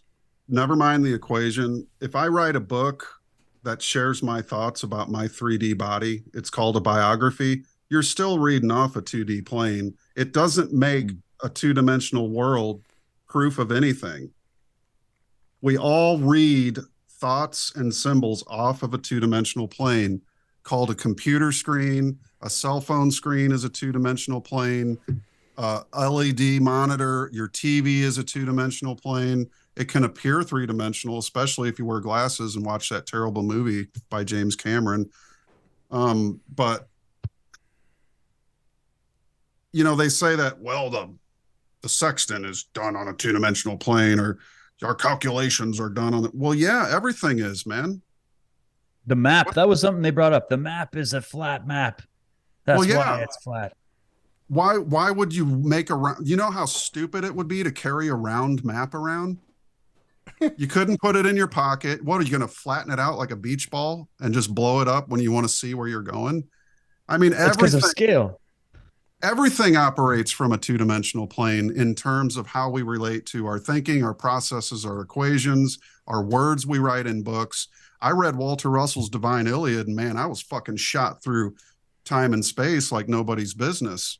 All came from a two-dimensional, piece of paper, but nonetheless, it invokes three-dimensional reality because, in a sense, everything comes from one. The one divides into two. That's why the number one comes first, right? The heartbeat is two. Bump, bump, bump, bump. That's where the rhythm of the very essence of the base of all music comes from. The waltz is three. 1, 2, 3, 1, 2, 3. That's where dance started, from the waltz, the division of 1 into 3. And then 3 into 4 gives you Jimi Hendrix, Led Zeppelin, rock and roll, and then into 5, into 6, into 16, which is jazz, which Russell abhorred. He said it goes way too far away from 1. It's too busy, and it's just noise to the ear of a master like that. But I actually used to listen to Thelonious Monk back in the day, only when I was on a good spliff. One of my buddies like some jazz during dinner and stuff. I don't jazz. know.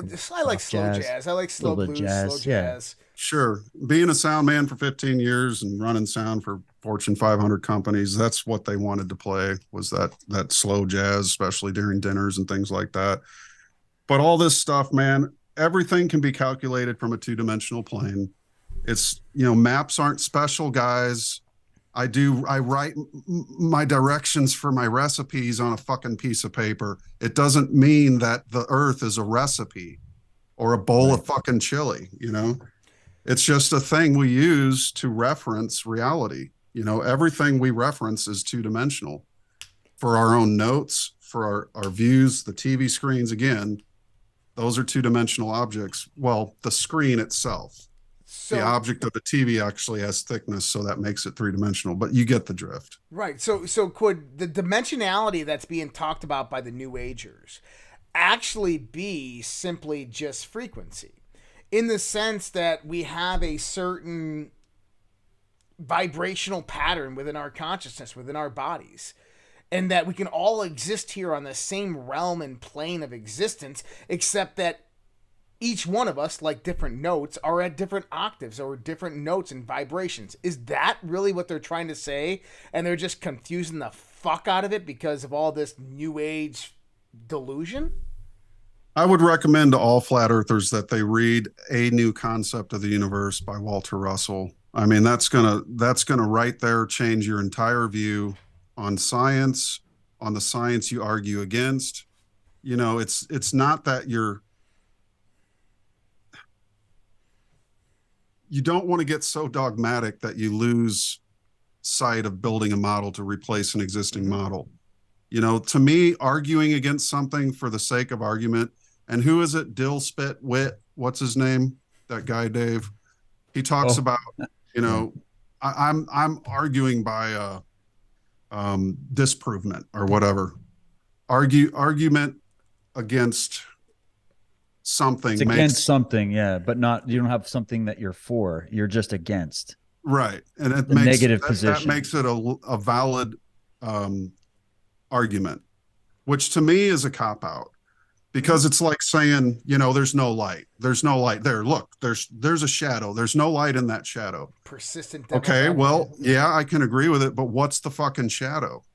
But you can't tell. You just arguing that there's no light in it, but you can't tell me what the shadow is, which according to Goethe is actually light. Did you read any Goethe? Maybe you should before you start harping on this, because you're arguing for something without giving a valid replacement against this thing that you're displacing, and you're leaving a void. There are no vacuums in nature, guys.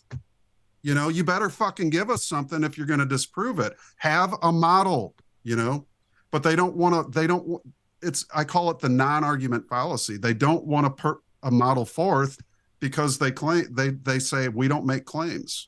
We're not going to make any claims. Okay, well, try going to small claims court and not making a fucking claim and see how far the judge puts up with your ass. Well, there's actually, speaking of small claims, I was going to say one of the better tacks with any of these, because I look at some of the stuff as very similar, right? Right. So what if we argue it from a point of a court of law, right? Forget about, because there's a lot of that stuff about science. We're gonna use what's the scientific method. Remember, Nathan, you don't know science because you didn't say observation of a phenomena. You just said observation. But like you're like, no, fuck that. The accusation is that someone's lying, right? So if Right. someone's lying, you can't just say you're a liar and walk away and then build an entire model off of that. You have to prove that they're a liar, or otherwise it's called slander and libel, right? So, Right. so I brought up an example to one of these guys, and I just brought up the Indian Space Station, the Indian Space Agency in India. And there's very little help and assistance that they get from other bigger organizations. And they ended up capturing a photo of the Earth on one of their missions. And they came back, and it was like the first big achievement. And, they would just go, oh, it's all fake and CGI. And I'm like, well, that's a default position that you have, because obviously that one single image was going to make you rethink everything if it's actually true. So now you're making the claim. They put an image out there, and they're like, hey, we took this image. And you're saying, nuh-uh, it's not. It's bullshit. You're lying to us. Because otherwise, what could it be? So now you have to prove, if this is a court of law, they are innocent until proven guilty, right? You have to prove that they're guilty before accusing them of being guilty of lying. And so show that it is CGI, show that it is, show me who funded it. Show me, like, we need more. So if that's the investigation you want to do, go do the investigation and prove it. But to just say it simply because you think, okay, there's probably some issues with some of the NASA photos, right? It's a false equivalency because you don't have the same kind of evidence. There's no evidence right now to show that that photograph is somehow fake or CGI, other than you just saying it. So now the burden of proof is on you to prove it. Otherwise, you're actually accusing someone of a criminal act without evidence. And in a court, they would actually start charging you for that shit. So that's not actually, because it's not just a debate between scientific models, because there is no model. It's a debate about there's somebody's lying. So there are this is what I say to people. There's a lot of conspiracies that I'll back because I believe there's actual evidence that it was a lie, right? Like Hunter Biden laptop was a conspiracy that didn't exist, and now he's admitting it. And there's other points of evidence to show that it is actually his. So we have a very good reason for assuming that that's actually Hunter Biden's laptop, and he's involved in some criminal activity. Now they got to go to the next level and get a court to look at it and have a defense and do all that.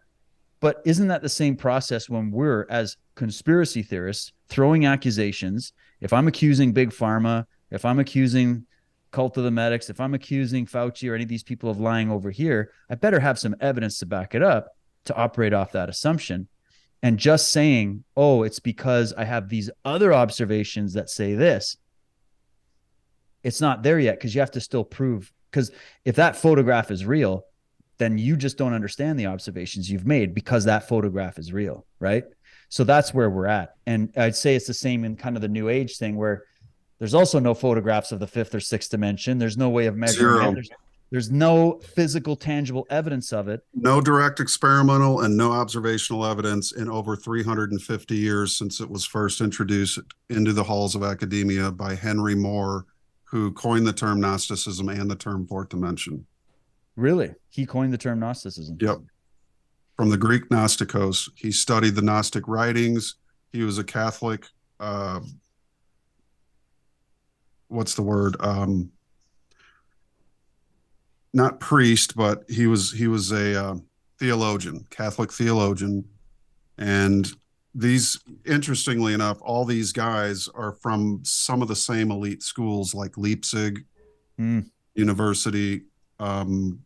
There's the School of London and others. But a lot of these guys all run in these same circles, Riemann and others, and they had a real interest in disproving Euclid's fifth postulate, which was the impetus. 200 years prior, the 14th, 15th century, there were a couple Arab scholars that tried to disprove Euclid's theory but couldn't. And so until they came up with, applying the parallel lines to a sphere, was it able to be eventually proven that, with this shape, hypermath and spherical trig could actually begin to do work in an imaginary environment, basically. But it still all takes place. All the spherical computations all take place on a 2D surface or chalkboard. Right. Right. It's not like we had to create a 3D surface to do the measurements on. But that's where this whole conception of a tesseract comes from. Well, if we could create, because a cube, if you shine a light through it onto a two-dimensional plane, shows a square. So I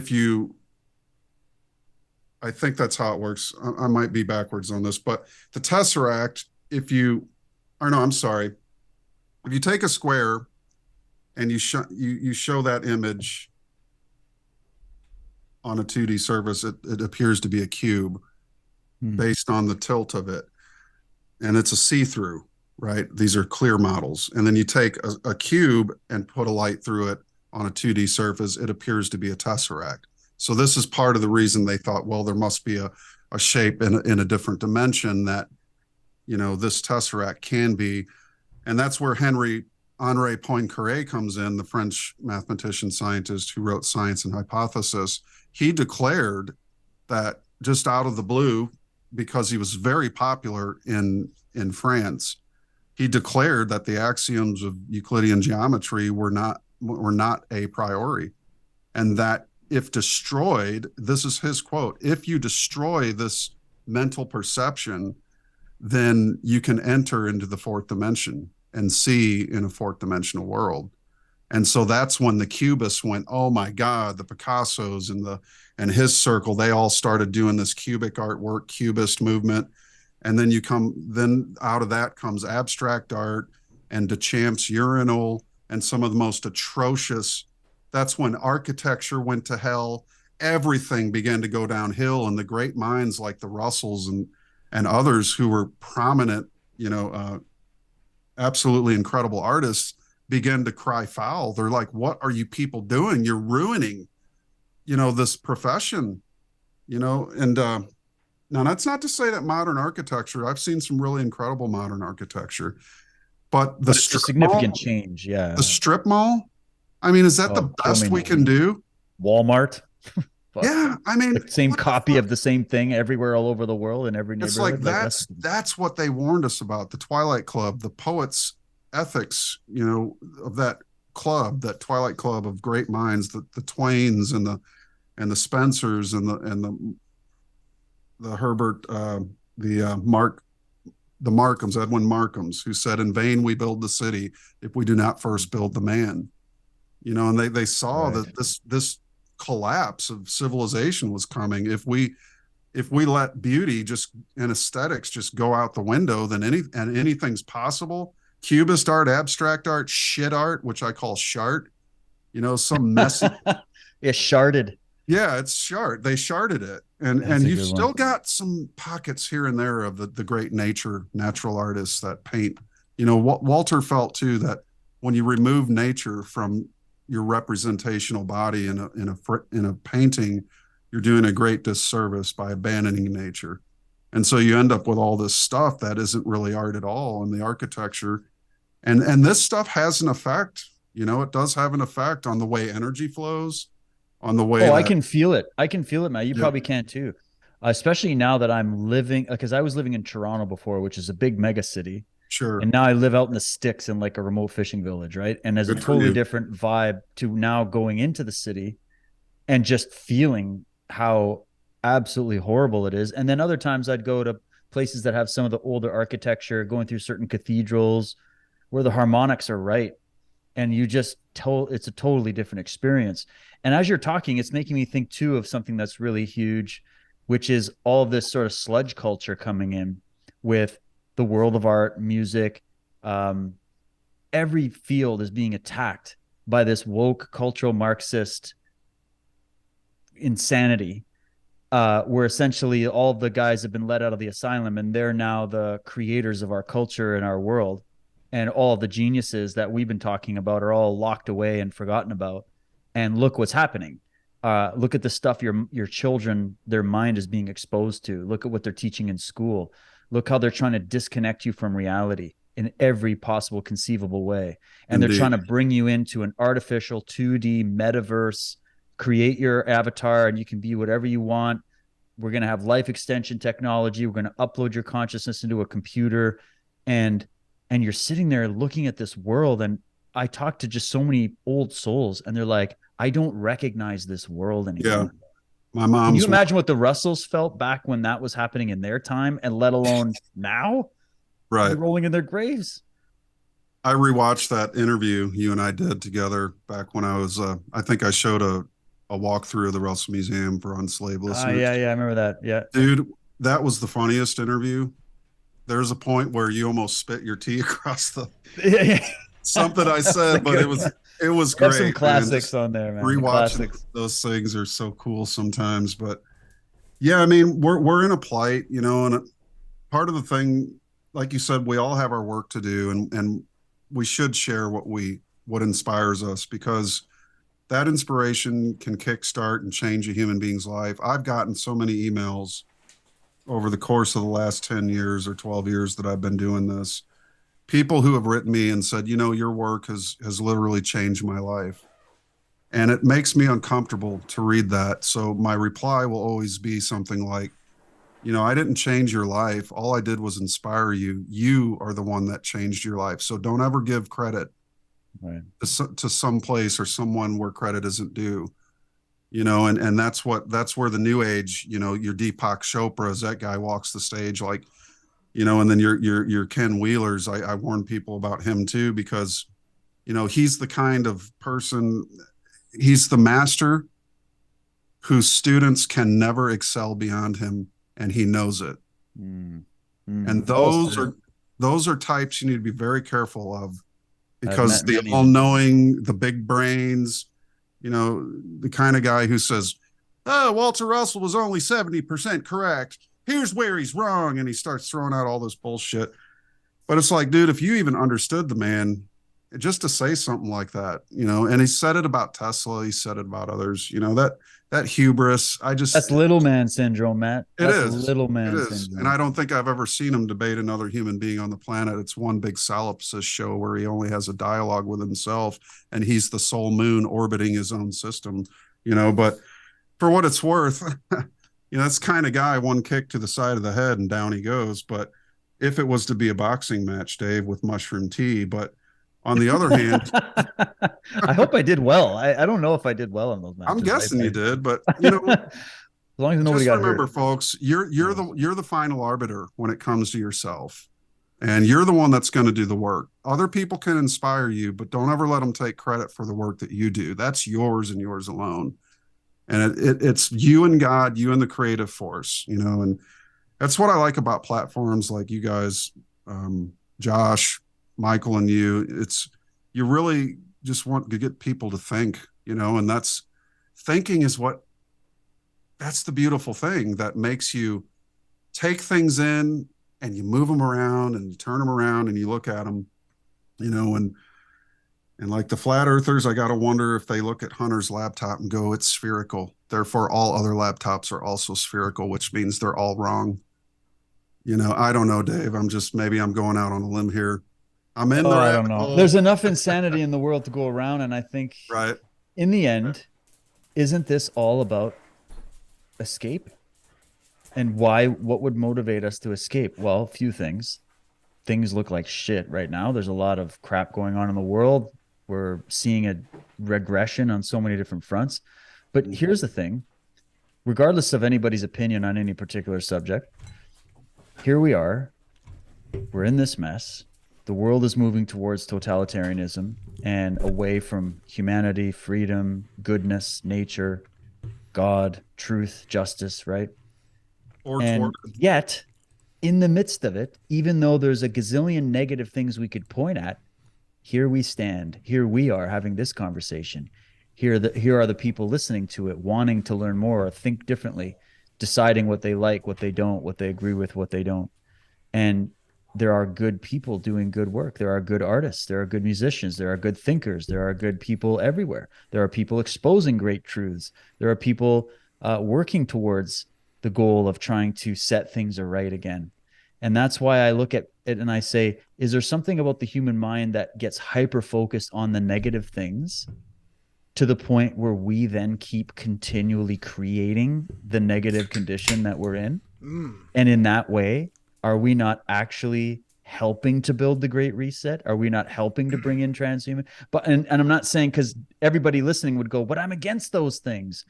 But I'm saying there's another level of this where, because we are now going, oh, let's escape from that. I'm not saying we are, but just a lot of people do. And I understand why. We escape that trauma of facing the world as it is, which means we have to face ourselves as we are.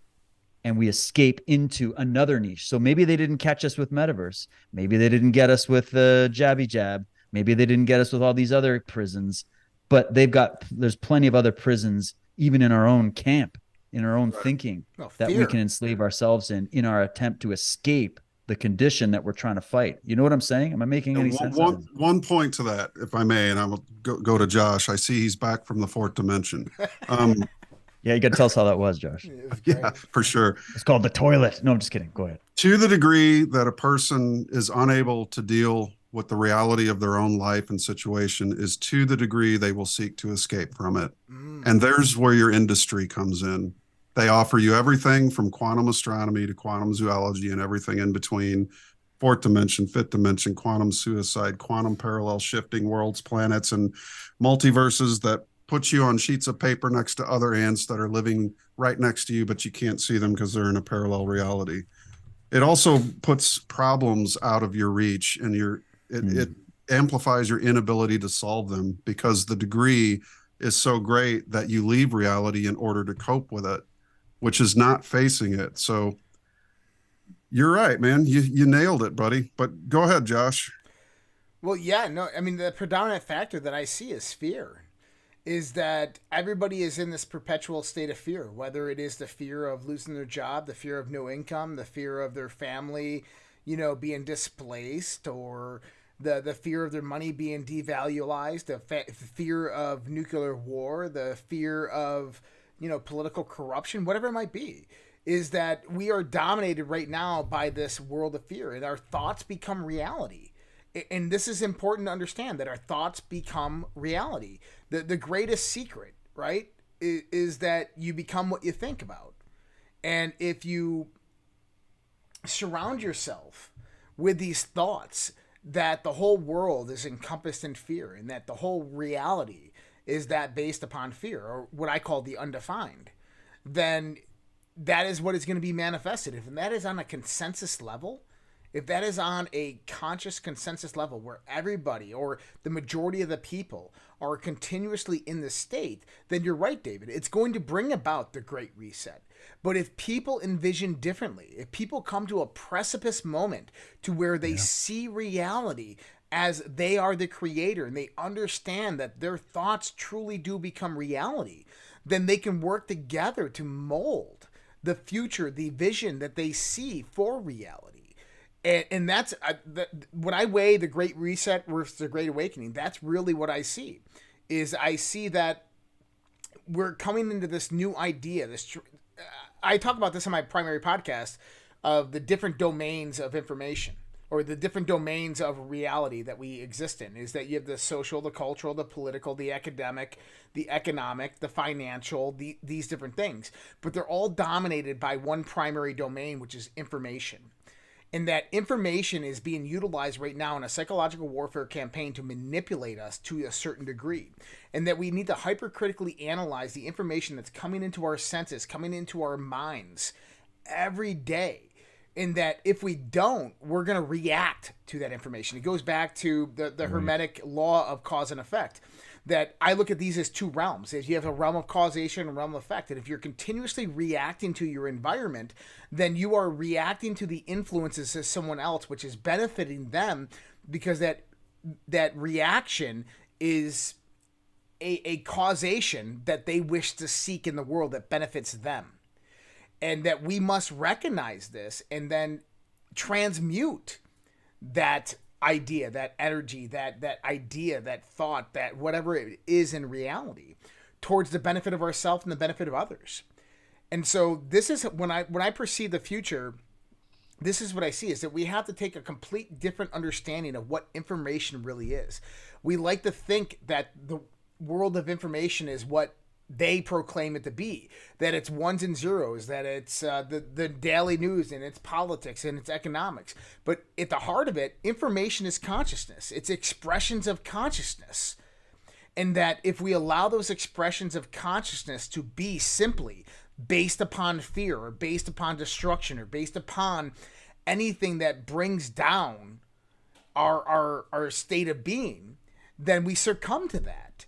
And so this whole battle that we're in, this spiritual battle we're in, is about overcoming this realm of existence that we're in and analyzing that information, realizing that it is consciousness, that it is thought, and transmuting that into something that we wish to see within the universe, which we wish to see in reality. I love that. That's so key. And actually, as you were talking, I thought of something one of my old kickboxing coaches used to tell me when he would, before I'd go in, he would just look at me and say, make him react the way you want. Yeah. And to break that down, it's create scenarios where you know they're going to react a certain way, and then take advantage of the reaction, because that's where you can beat high level players, because you can't beat them straight up because they know everything's coming. They've trained just as much as you have. Yep. But to get the edge, you create scenarios where they have to react to what you're doing. They have no choice. And you know there's only 2 or 3 ways to react. And you have an answer for those reactions. It's chess as well.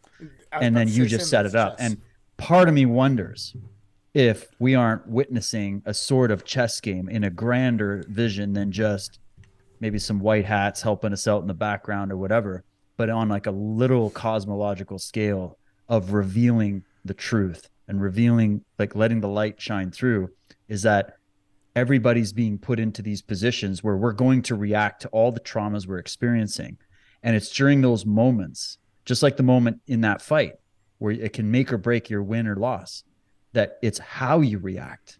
Because if I know my opponent might be employing that same strategy on me, because trust me, the dark side of the force is 100% using this strategy of making you react and then manipulating your reactions towards their benefit. Okay. But we can reverse engineer that too. Because now the advice my coach gave me in the fight, I could also be the one now realizing my opponent's trying to do that to me, which means I have to manage my reactions to become unpredictable so that they think I'm reacting a certain way and setting a trap for that reaction, but I'm hitting them on another level.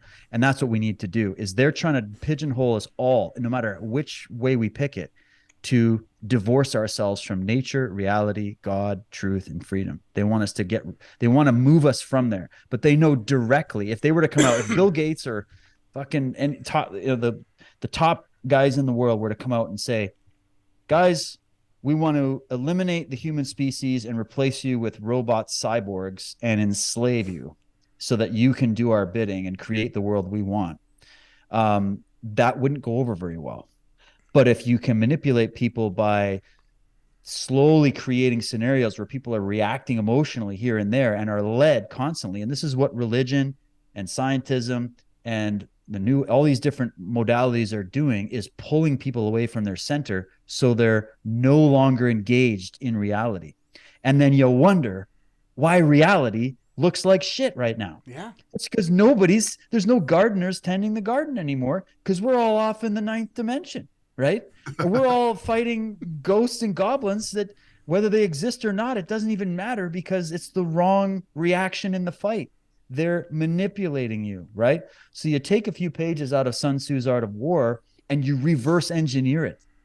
And you say, hey, this all-powerful Illuminati, whatever you want to call it, these people that are they're control freaks, these totalitarians, these cult leaders, these criminals, they're not the only players on this game.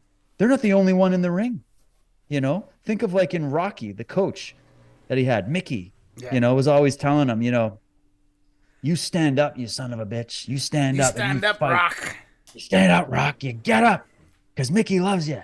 And you can eat lightning and crap thunder, and you're made of bricks. And like, you got to have that coach in your head, because this is a fight. And I think a lot of people lost their coach. They don't have a cornerman. They're sitting there flailing wildly, not knowing what to do. And then they give up and go, oh, You know And what they that's did? what you You got to know what do they is did, build David? that. Was They that? acquiesced to that corner man. They believe that that corner man, that voice, is going to save them. Yeah, and then they stop fighting. Yeah, now the corner man has to come out and fight the guy. That's right. You're still in the fight. He's just giving you the advice. That's all we are. We're just like the coaches saying, hey, this works. We think it works. But in the end, you're the one fighting. You have to win the fight. You got to find that fight inside of you to win. You know, it's Yeah. not going to come from them. And it's such a crazy, complicated situation we're in. Like no other generation has been through this. This is something new, at least in this cycle of time. So we're up against a steep hill. No shit, right? Like I'm living in Canada right now, just watching my country melt away in front of my eyes. And it's heartbreaking. But at the same time, as that melting away is happening, as our psychopathic government is just moving more and more towards communism by the day, it's what it's doing is it's giving those people that never confronted that an opportunity to wake up to it. So on a bigger scale, even though it's dog shit that we're in this situation, it's part of the bigger picture. It has to happen. It had to be this way. Otherwise, there's no motivation of people to go wake up to try to find the greatness of who they are. To well, what does freedom even mean? What I've never even read my Constitution. I better check on that. Like now, people are really trying to investigate this stuff, and I think that's the ultimate driving purpose behind this crazy dark time that we're in. Is it's not dark just for the sake of being dark because evil is this all-power omniscient force. That's what they want you to think. You don't know that it's us, that we're the ones that are building our prison for them. And if we just stop building that prison, it's over, right? Mm-hmm. So anyways. And isn't that what is everybody's own worst enemy, is their own belief that this particular battle is not winnable. Right. You know, not since the fields of Kurukshetra in India, you know, which was the basis for the great epic novel, the Bhagavad Gita. That's one of the last great battles that Earth had. And I think Tolkien wrote about it, you know, as the Battle of the Five Armies, perhaps. But some of these myths, you know, we've got to remember the great myths of our day also teach us how to stand up to these seemingly omnipotent powers. Let me just cite what I call the Trump phenomena. Yeah. Okay. And I know, Josh, you're well versed in these circles, but Trump, from a psychological perspective, the phenomena of the cultural impact of Trump, what it showed me, you know, yes, I did support this change for a minute, you know, and I still support the effects of that ripple, because what it showed me is that the media was not omnipotent. For the first time in 16 years, I watched this media react instead of respond. Mm-hmm. And that's a good way to put it. That was fucking awesome to watch them melt down, because they don't have a script. They didn't have a formulated plan of how to respond. So for a moment, they were all disconnected. The NPCs lost the transmission. It's like Hugh from Star Trek Next Generation. I am Hugh. What did you just say? I thought we are Borg. You just said I. It's like all of a sudden the mainstream media didn't have a plan. They were reacting. And being a first responder, if we show up on a call and react, we're doomed. So we got to train for response. That's what a martial artist does. And we all three did our own years of martial arts, and some still are. And I just think that there's something called training hall syndrome in martial arts, where when I studied it, we were training specifically for how to catch a punch and put an arm bar and take them down to the ground. Well, we trained 100 times in a row, this arm bar. And then our sensei, he goes, okay, I'm going to switch up a little bit. You ready? And he threw a right hook instead of a left and tapped me right in the cheek. And he goes, what'd you do wrong? And I said, I don't know. I thought you were going to throw with the other arm. He goes, training hall syndrome. He goes, you got used to thinking that I was going to do something. And in thinking, you clouded your mind and were unable to respond. So you reacted. And that's why I punched you in the other side of your head. So that training hall syndrome is what our media fell into. They weren't prepared. They didn't see this guy coming. And I don't care what anybody says. I've worked for 15 years behind the scenes of religious shows. I've worked with, I put microphones on CEOs. I've watched them work the crowd. I know how that psychology works. This reaction to Trump was not a scripted reaction. It was total fucking clusterfuck. Yeah. When you got FBI agents texting, I can smell the Trump supporters at Walmart. They didn't want that to come out. They didn't want Hunter's laptop to come out. This isn't planned, people, okay? Yep. Actual shit happens. Plans fall apart. The best laid plans of mice and men. You can plan all you want, and some fucking anomaly is going to happen. You know what you have when you apply a bad theory? You have an anomaly left over. And all their reaction was a complete and total anomaly. However, I will give them this. They were able to right themselves out of the reaction phase through this January 6th bullshit, through all that crap. They righted themselves and are now in charge of responding to current events once again.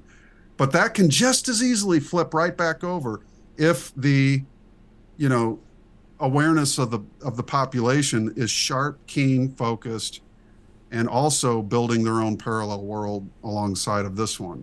I think that's an integral part of the solution to this, is that we have an actual model of society, interchange, business. You notice how bad business has gotten lately? Yeah. We've got to create the kind of world we want. We have to be the Ayn Rand, the John Galt's. We have to be the Buckminster Fullers. Let's build a new system that makes their fucking shit obsolete and just leave them in the dust. The caterpillar's not gonna, the ooze of the caterpillar is not gonna become a butterfly. And us imaginal cells can connect our minds together and build the butterfly that leaves the caterpillar in the dust. That's what we're meant to do. And that's what I think Pluto's here to do. That's what I think the alignments of the stars are here to do. We are the dust of stars expressed as human beings. We are divine creatures. And when we find that power within us, look the fuck out, world, because here we come. I love it. Yeah, you mentioned the stars there, and you know what? The continuous change of the environment around us is a reminder that things don't stay consistent. Things don't conform to the normal. I always look at I think it's Romans 12:2 is do not conform to the world around you, but be transformed by the expansion of your mind. The renewal. Yeah, the renewal of your mind. And it's the truth, is that we should not fall into the plight that's around us, but instead expand beyond that. And the parallel system. This is one thing that we talk about on the Red Pill Project all the time, and that we actually promote, is that we need to create a parallel system of living. Because if we go out there and we create new localized governments, if we go out there and create new localized, decentralized financial systems, if we create these private membership associations that are developed around, doctors and lawyers and economics or in barter and trade, we no longer need the societal system that has been developed around us that is being utilized to control many of us and put us in a state of fear. Yeah, this is an opportunity now. Yeah. And that's what I think the best people always see these types of things as an opportunity, even though I know it's hard. But everything is hard at first, right? And then you get better at it. And we're just learning how to get better at it. We're catching up. And I think the media, as you're saying, Matt, I think they're still on the back foot. I think they haven't fully recovered. And I think it's actually starting to get worse, because now we have big organizations that are trending everywhere, like Project Veritas and many other places where information's leaking out. We're seeing that there's exodus from platforms that are censoring like crazy over to platforms that aren't. We're seeing that people are moving their money out of banks that in Canada right now are debanking people. I don't know if anybody heard of this. Jeremy McKenzie, who's a Canadian veteran who's literally bled for this, fighting for this country, and was huge in the forefront of fighting for Canadian movement here, the Freedom Convoy. He's a comedian. He's a podcaster. Actually, we should try to get him sometime. He's hilarious. Awesome. And he was obviously targeted politically. He was put in prison, solitary confinement. He gets out, and then he's back to normal. He's got kids. He's got a family. And all of a sudden, the bank that he had all his mortgages with, his car payments and everything, debanked him in the same way that YouTube just cancels content that they don't like. The bank started to do that to him. And so now he can't find a bank anywhere else in Canada to remortgage with, because we're not doing it. And what's his crime? What's the great grave crime that this man has committed? Is that he flipped the bird to the government, and he said, you guys are lying and you're stealing my freedom that I fought for. And he supported the truckers, and he supported freedom, and and these are the kind of things that are happening. And even during the convoy in Canada, there were like single moms and stuff having their bank accounts frozen during that time. And so they're trying to make it seem like you can't exist without them. You need them. Look what we've given you, and you're like this. You're one screaming about us and what we're doing. Well, we're going to take it all away from you. And that's how tyrants roll. And we have to set something up so that we're not afraid to leave those systems, that those banks and those organizations no longer have power over us to that extent, where it's basically, you have to have a mortgage with us or otherwise you will be on the street with your family. We can't have that condition happening anymore. But that doesn't, so that's what it is like, you have to keep finding ways to make it as local as possible. And the most local you can make it is you and your family and what you're going to do to be able to ride any of these storms. But don't ever take all these negative things that are happening, also take in the positive notes, is that everything's being shown to the world right now. It's only just begun. It's just going to keep going. You can't put this cat back in the bag. The people that know what they know now aren't going to unknow it all of a sudden, right? And those are all the people that aren't going to be easy to take out. And they're going to teach their kids and raise their kids to support those values and to realize where the lies are. So it's not hopeless at all. It's literally, these people are good at casting the mirage, like any bully, that they are 10,000 times bigger than they really are. These are the smallest people in the room, little man, little woman syndrome. They're terrified. If you're scared, they're more afraid. They walk confident. They've got all the money and power in the world, yet they're petrified. Why? You can see by the way they're acting and reacting to things.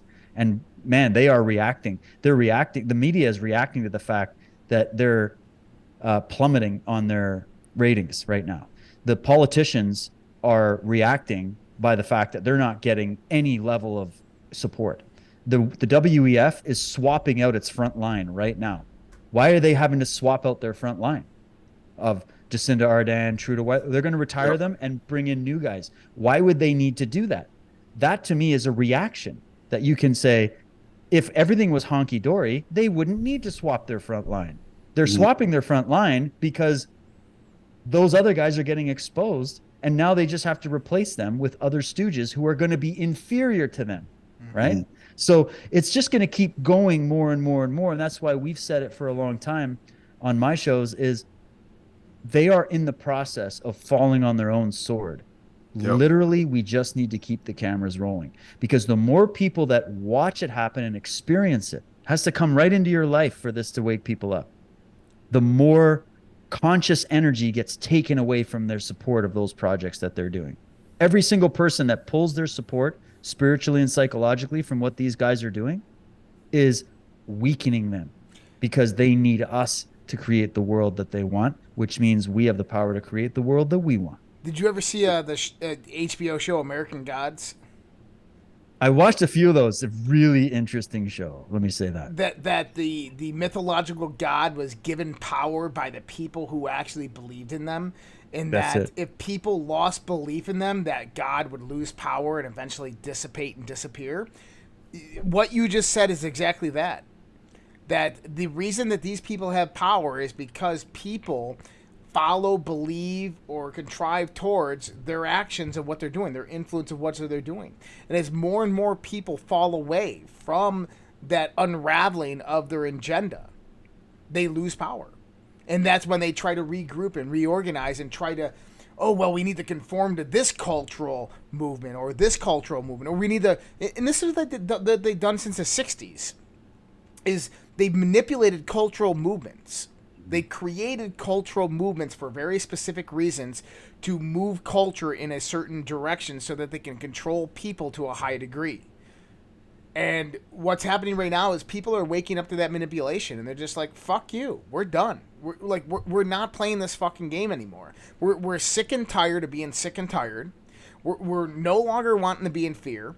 Like, you asked 90% of the people in this audience, you know, $1 million, or would you like a 1-year vacation in the middle of the woods? And everybody would be like, dude, I just want to go to the woods. I just want to get back to nature. I just want to go out and sit out in silence and not give a shit about anything for 1 year. That would be like the greatest thing in the world. Because we're all like, I think that there's this dichotomy that's happened in society. Is that we have a yearning for nature. We have this connection that's been severed by society. And that we're starving from it. And we're all wondering, why do I hurt so much? Why am I in so much fear? Why am I in so much pain? And there's this deep yearning inside of us that's saying, just get back to nature. Just get to the middle of the woods. Just go camping. Just get out there and be in silence. And it's the fundamental aspects of reality calling us back to who we truly and what we truly are connected to. And it's the delusion of this world that we live in, I think. It's well said. Both you guys had great points there. And just to echo your points, David, yeah, I think the media, when it righted itself after Trump, was only done so because of the fraud of Biden. You know, this gave them the illusion that they regained control, which to them is, they really believe it. Again, the most dangerous people in the world are the ones who believe in their own lies and their own bullshit. And once you tell yourself a lie, you begin to extinguish the light in yourself. And those who confront lies, especially starting within, are more able to confront lies without. As within, so without. The more you warrior up in this time frame that we're in, the more you see the tyrant and his common chant of desperation. Let us remind them why they need us. Right? In V, we got to crack down, we got to get harder, and the more they crack down, the more they squeeze, the more consciousness flies out of their fingers. Uncontrolled, untethered, free to roam, free to explore, free to discover, free to find what has been hidden from us all these years, free to reset our world in the way that we imagine it, that's free of them. You know, let's reawaken what the great masters have all pointed toward for centuries, and having been ignored by academics, having been ignored by the establishment, having had to claw their way into just the mere recognition of the fact that they wrote books or had research. Let's lift the giants up. Let's become the giants whose future generations will stand on our shoulders, and more people on those shoulders and those shoulders. You know, the greatness of the human family is such that it is a tree that cannot be easily cut down, for there is no blade large enough to reach across its trunk. It is mighty. It is glorious. It is something that is beyond the imagination. It is something that is to be realized, to be employed, to be integrated into the soul, to be looked at, to be put across the tongue like poetry, to take into the soul and just echo out the gloriousness of all our fucking lifetimes that we've walked this planet. 300 lives of men, I have walked this earth, right? And now I have no time. Well, that means that we better start making some choices, because we are reaching a nexus point, and there's going to be two possible worlds. One of the Skeksis taking over, and one of the unification of the mystics and the Skeksis into one glorious, divine, healed crystal of light. I think we can accomplish it. I've watched incredible things happen over the last 12 years, 16 years. Let's go back to 2001 when I found out 9/11 was a lie, and I looked around and I went, oh my God, I'm talking to my coworkers. They're like, you're out of your fucking mind. My family, don't come to Christmas. You're out of your mind. We don't want to hear that shit, you know. And 3 years later, 5 years later, nothing. It's nothing, nothing, nothing. But march forward to today, fast forward, and I am seeing, like you said, David, as well, there's an awakening happening, and it's just going to keep getting more and more exponential. Now, it may get faster, it may lull, it may do this, it may do that. The mainstream media, it's dead in the water. It's had its chance. It's riding in a fiction right now, and it will overturn itself because it can't help but to. You know, the more lies you tell, the more you have to tell more lies to cover up the lies, which becomes so infinitesimally great that it's impossible. The only thing they can do is fall on their own sword and just let it. I wrote a song a long time ago called Let It Fall, you know, and that's, to me, one of the best pieces of advice I can give to people. But why that fucking thing's falling and kicking and screaming and gnashing its teeth, be working on yourself, be working on your family, because the most common denominator of the human existence is the family. And that's what all these bastards are at war with and have been at war with for the last 200 years. And the stronger your family is, how did the Rothschilds survive? How did the Rockefellers survive so long? They focus on the family, people. They work together. Yeah, Okay? the people that are telling you, let's get away with the family unit and just have a free-for-all. They are the biggest supporters of the family unit that ever existed. Not only that, they want to do the same bloodline. Yeah, exactly. In their circles, that's their primary important function, is to keep the family together. I don't care if Tom doesn't love Jill. They're staying together. They're going to have kids and they're going to serve the dynasty, right? But that's the whole point I'm trying to make. Family is the most important thing. And your family unit is the one small unit of the whole human existence. The stronger it is, the more balance you have in it, the balance between your wife and the husband, and the balance in the family relationship between the children and the parents. That is what creates the strength of any society. You know, I'm friends with a lot of guys in 2 different departments. And in Virginia, these guys are fucking hardcore. There's not a guy on the fire department in Virginia that does not own at least 5 ARs. And they are not buying this bullshit. And I'll tell you what, more rural people I have met are some of the most heavily armed people on the planet, and they're not buying this bullshit. So folks, there's a lot of hope. Just, you know, get your head into the game, get out of the 4th and 5th dimension, come back to reality. We need all the soldiers here we can muster, because the biggest battle of the human race is on, and everybody should be a part of it. There is no escape in this battle. There's only one way out, and that's through death. And it's going to come Ra, Matt. Amen, Ra. Fucking right. Keep your soul alive. Keep light in your heart. And we're going to find our way through this darkness. Who was it that said, if you're going through hell, keep going. Keep going. Yep.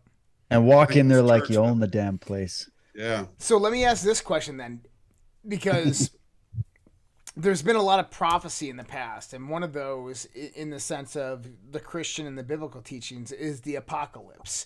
Now, the word apocalypse is Coptic, and it comes from ancient Egypt, meaning the unveiling, referring to the unveiling of Isis, which held the secrets of the universe behind her eyes. Obviously, Thoth, Hermes lifted that veil, learned the secrets. But the apocalypse represents the unveiling of truth. That truth will once again be unveiled before Armageddon and so forth comes. Do you think that the universe has a process for when truth comes back up to the surface? I'm going to pass the buck. Matt. Oh. Does the universe have a process for revealing truth, bringing it back up to the surface? Or awakening is a better way to look at it. For awakening. Well, I told myself a lie when I was 21 years old. And that lie was that I could live a hedonistic lifestyle and no one would find out. And for several years, no one did find out, but I knew. And that one lie became another lie and became another one and another one, to the point where I looked in the mirror and all I saw was a shell of a man that I used to be. And then I ended up, I could have got away with it. I was a master liar, right? And I'm telling people this because this is how I'm answering your question through my own personal experience. I believed in my own bullshit. Okay. I kidded myself. My buddy used to tell me this: don't kid yourself. It's the number one rule. Do not kid yourself. And so I couldn't live with it anymore. And I told my ex the truth, and we ended up divorced. And I hit bottom, and I mean hard. I hit bottom, to the point where I just wanted to die. My kids were 5 years old. They walked out the door. That was the most heartbreaking moment of my life. But where I'm at now, because when you hit bottom, there's only one place you can go, and that's up. And I never look back. I am the happiest. I am so thankful that I did those things, because the chemistry of me and my ex, she's a great person, but it wasn't the right chemistry. Okay. One of the cool things about Russell Science is that he says that people are like chemicals, that if you mix the wrong ones together, it can end in very bad ways, like divorce or, different kinds of problems. So finding that mate, that balanced mate, is a very important thing in life. And so then I started that path. I'm done lying to myself. I'm going to tell the truth. I'm going to live the truth, my truth, to the best of my ability. I may not always win at each battle, but I'm going to get up every day. I'm going to fight. I'm going to keep going through hell until I get out of it. I'm not only out of it, I'm doing the best I've ever done. That Leonardo DiCaprio pic where he's toasting the champagne glass, I'm as prepared as I can possibly fucking be. Okay, so I've reached a plateau in life. I'm not inviting nature to put a pounding on me. Believe me, I'm very respectful of that. But I do know that it's taken a lot of hard work. And that's what I think a lot of people are afraid of. Mm-hmm. But let me tell you, the greatest joys in my life have been from the things that I worked really hard on. And the most joyous thing that I've ever received was from the gift of what came from working on myself. Wow. At the end of the day, that is what saves you. That's living the message of the Christ. Don't do as I do. Do as I do, not as I say, right? That's the key to salvation. Do the right things. Live the virtuous life. Don't lie to yourself. But don't tell the truth to a liar either. There's certain things that you can get good at. The Art of War by Sun Tzu, wonderful book. They're using it like a manual. But you can also use that manual. But you can also use Walter Russell's manual, or Victor Schauberger's manual, or Sigmund Freud's manual, or Carl Jung's manual. There's all kinds of wonderful manuals. The Manual of Unslaved, the Manual of Josh Reed and the Red Pill Network, which, by the way, any of you folks out there, I meant to tell you this earlier, Josh, but the University of Science and Philosophy created a coupon code just for your listeners if they want to get cool. Walter Russell books at 20% off. Red Pill 20, all lowercase, Red Pill 20.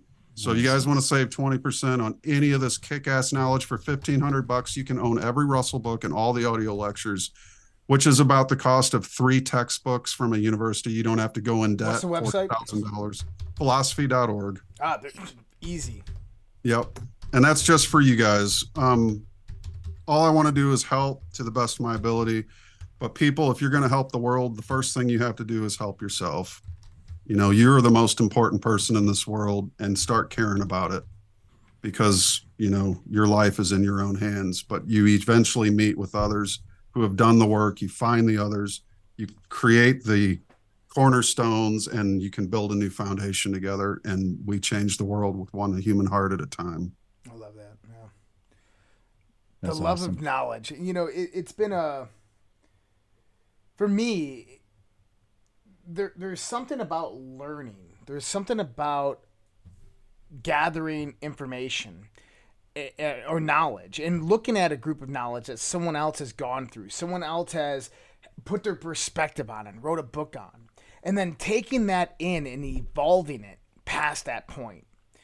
Does that make sense, David? Like, yeah, someone has compiled a group of knowledge, and you take it into your mind, and you use all of your experiences, all the things that you've happened in your life, and you extrapolate upon that. You add to that knowledge base, and you give it your own flavor or whatever it might be. And there's just something so satisfying about that, because that's what you and I and Matt do on a daily basis. Is we look at all this other information out in the world, and we try to bring it together. We connect it, and we try to make sense of it and truth out of it, and then put it back out there and say, hey, this is what we think they're saying, or this is what's happening, or this is what is going on. And people are like, oh shit, and they see it, and then they add to it. And it's just this evolution of truth. I don't know. That's just the way I see it. Yeah, well, that's, I think, what it means to be human. We're all trying to do that in our own way. But we're running up a hill while getting fiery arrows shot at us and boulders coming our way. Like it has to be a challenge, right? Like Yeah. learning sets in when you're up against a wall.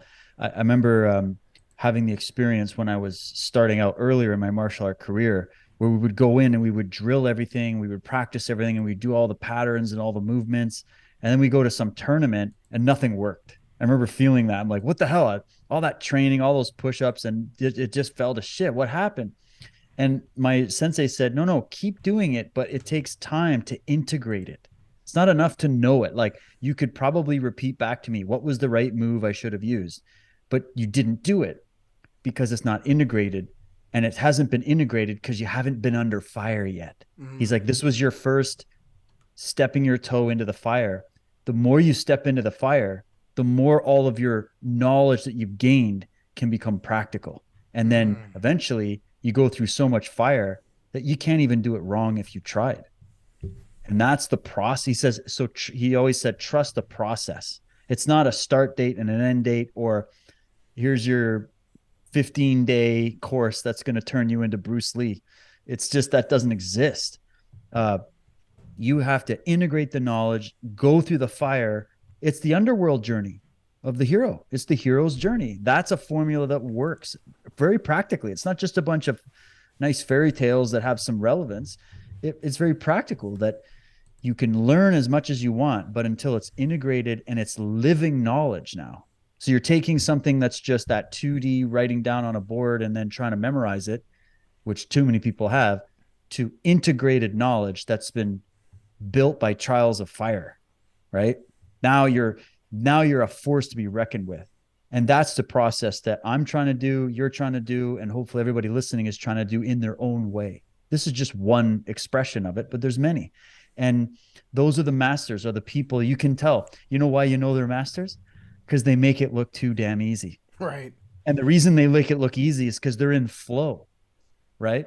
And most people just sit back and envy those people and hate on them. Ayn Rand used to call it the hatred of the good for being good. That's the vast 90% of people. That's them. Deep down, they're seething with envy of those people. When you know what that envy really is? It's a lie disguised as a virtue, that you actually want to ascend to your own heroship. You want to be that as well. So, but we try to go, well, I can't quite do that, so I'm going to tear the other person that is down to my level. But the truth is, you should look at that as another example of, hey, that's their process of creation of that knowledge. I have mine. I should try to do that in my own way and become the hero myself. And that to me is, that's how you're going to produce geniuses. If we could get our kids under that, this is what I'm trying to teach my kids, is when you see something that you want to be, you're going to emulate it in the beginning and copy it. But eventually you're going to have to find something that's yours to contribute. And now you're no longer like bowing at the feet of that person. You're becoming that person in your own way. And if you become exactly like that person, it's not the same thing. You have to become unique, right? So I think it's integration, trial by fire. And I think the whole human race is having that experience right now. This is why I look at this time, not as a curse, not as a dark winter, but as an opportunity. Well said. And you know, this is interesting too, because if you look at it from the personal development perspective, if you have a lot of people out there that teach like replicate success, go out there and find a mentor and replicate the success. But at some point in time, someone had to create that path. And that's the difference, is you can replicate the success of another's and you can walk in their footsteps, in their beaten path, or you can create a whole new one that's never been developed before. You can go out there and manifest a reality that has not been thought about, a path that's not been walked. And for me, the challenge is not replicating another person's success or walking another person's path, but instead being that pathfinder, being that person that goes out there and looks and says, this is the route we're going, but that's hard, but that's okay. We do things not because they're easy. We do things because they're hard. And because they're hard, we have this abundance of knowledge that comes about, the lessons that derive from that journey. And I think that that's really what this is like all about is, you know, how many unique experiences can you have upon yourself? I mean, why the hell do I want to go out there and replicate someone else's process of what they've done? It goes back to the knowledge and the information. If I read a book, I have my own interpretation of it. If I take in knowledge and I'm doing research, I'm going to come about and I'm going to give my whole different perspective of what this was actually talking about, what this body was talking about. This is what I do with occultism and esotericism is I read various different interpretations of mythology. And I bring them together and I say, well, what are the commonalities? What are they trying to say? What is the underlying factors here? And then I try to draw out of that my own conclusion. And whether I'm right or wrong is I believe that I've discovered massive truth within that, or at least the hidden aspects of these things. Well, and you're understanding it. Like you're going through the process of taking all these different points of information. You don't have to buy into it all. It's not about that. It's not like every book I have is now the Bible of everything. Like you're not growing in knowledge at all. You're taking it as this is somebody applying their will and their mind and their creativity to constructing an idea. Let me hear them out. And then let's hear this other person out. Hear this other one. Then you're going to notice patterns because our brain is wired to recognize patterns. And then eventually you have to really ascend to the next level, you have to add something that's uniquely yours. Yeah. And that was the whole Bruce Lee quote that changed my life as a kid was he was like, take what is useful, discard what is not, and add what is uniquely your own. That's how you become a true martial artist, right? Or an artist in life. And I went, okay, I'm in. That sounds like a good way to go. And I've had many mentors that you emulate them for a while. You almost copy some of their things and you mimic certain things. But then that fades. That's a natural process. I allow myself to go through it where you sort of like, okay, I'm going to play with this idea and sort of like get in and you learn it. And eventually that rinses out and all that's left is you. All that's left is that unique part of you that you're adding to it. And it's a long process, but it is the most rewarding and it's what creates genius. And Matt, you know the quote, I love it so much from Russell about the difference between genius and mediocrity, where he was like, mediocrity is self-inflicted and genius is self-bestowed. Ooh. I love how you use those two words because both of them are the same action. I'm the one doing it to myself. I'm making myself mediocre, meaning I'm settling for less than my potential is, or I'm taking my potential, doing the hero's journey and coming out with something that's fresh and new. And that's the genius, right? So genius is no longer just what's your genetic background, what's your IQ level, what's your this. It's the amount of application that you've put in or the amount of dedication that you've put in to actualizing what you really are. And that's the genius, right? The blending of the hemispheres, the synchronization of it. But because that's challenging, people don't want to go down that road. And so they're just copies of everybody else around them.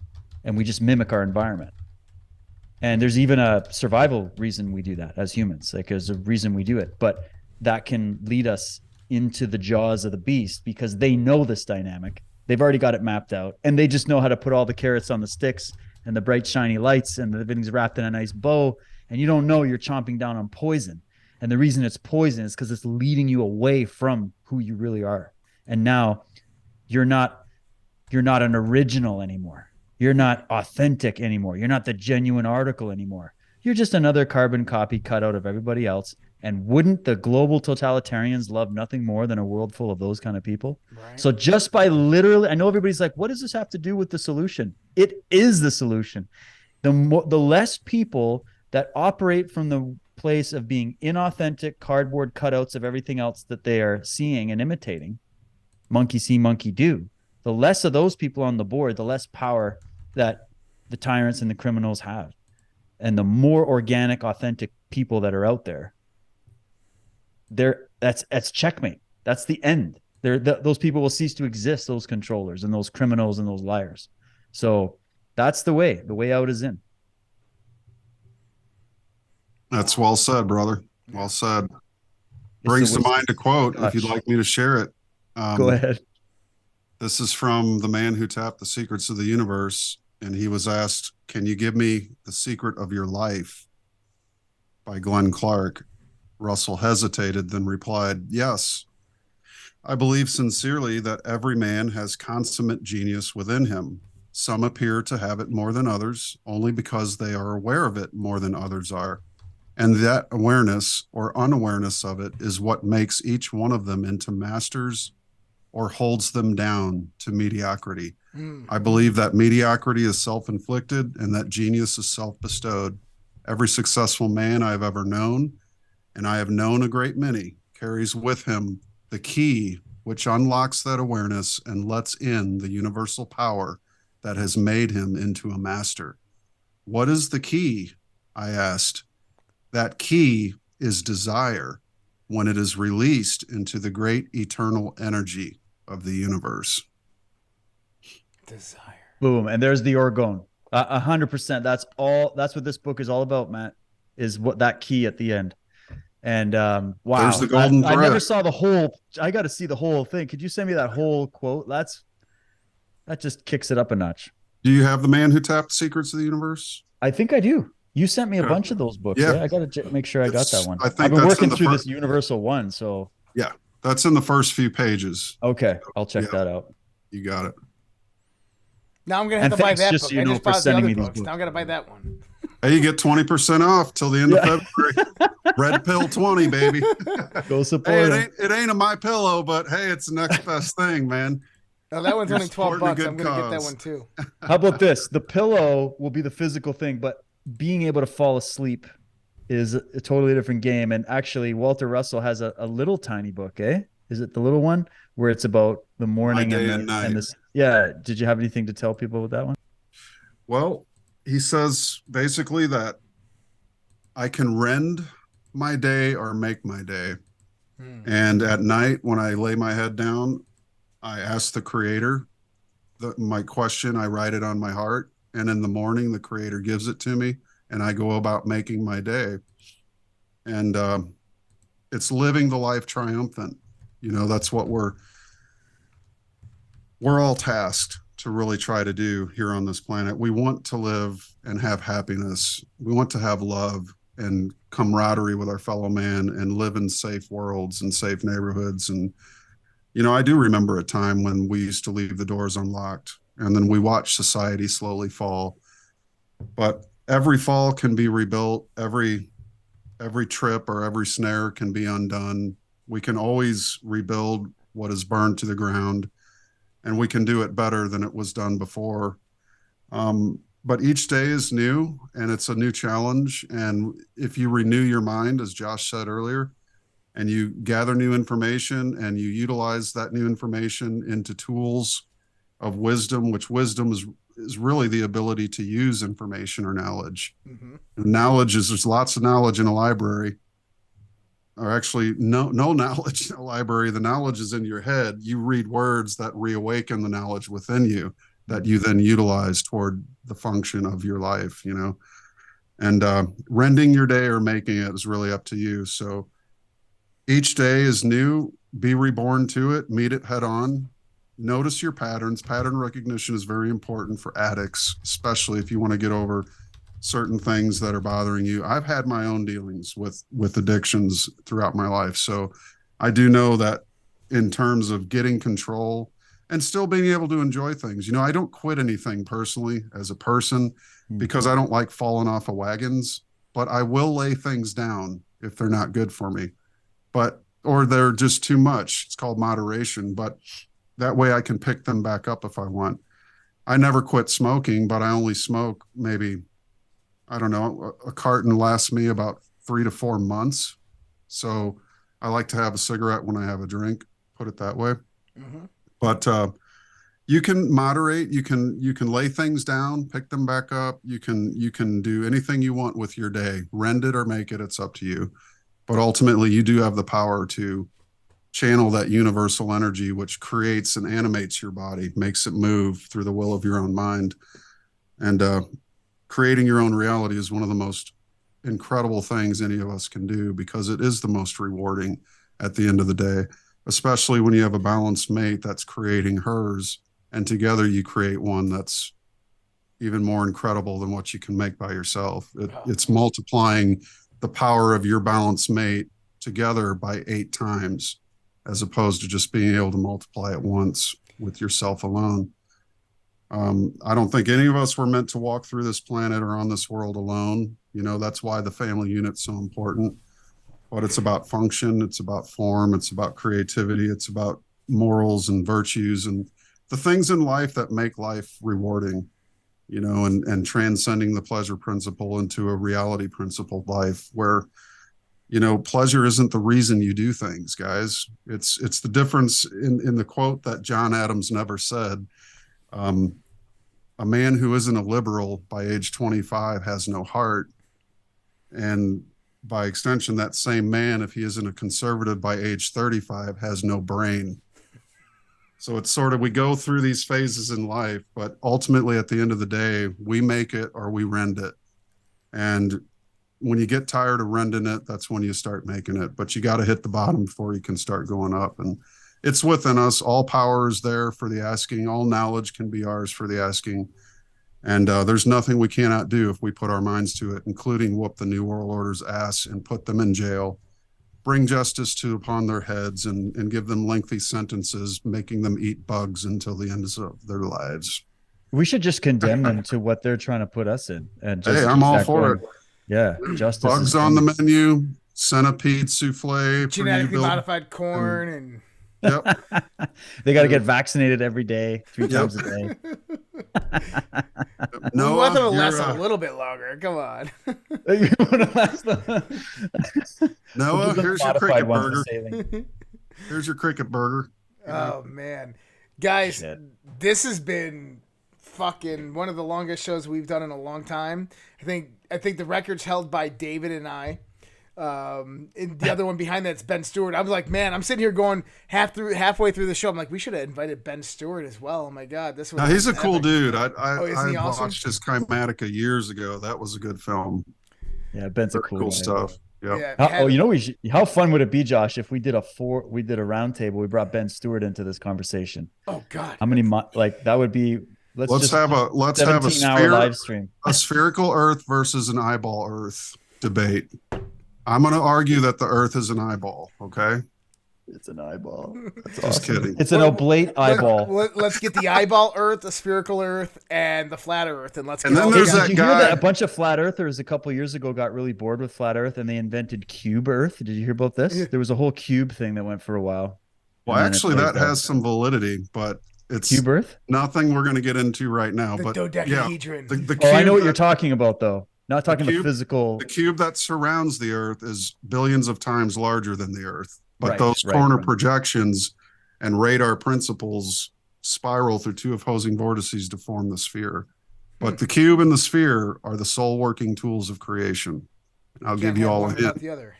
Check out Atomic Suicide. That's a hell of a book. Now I gotta go fucking buy that one. I just bought the other. I just bought like nice 4 library, or 5 Josh. books, dude. I got a great library.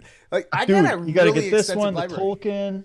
You gotta get Wilhelm Reich's Cancer Biopathy. You gotta. I ordered that too. Oh yeah. Actually, I have that. I have that already. Okay.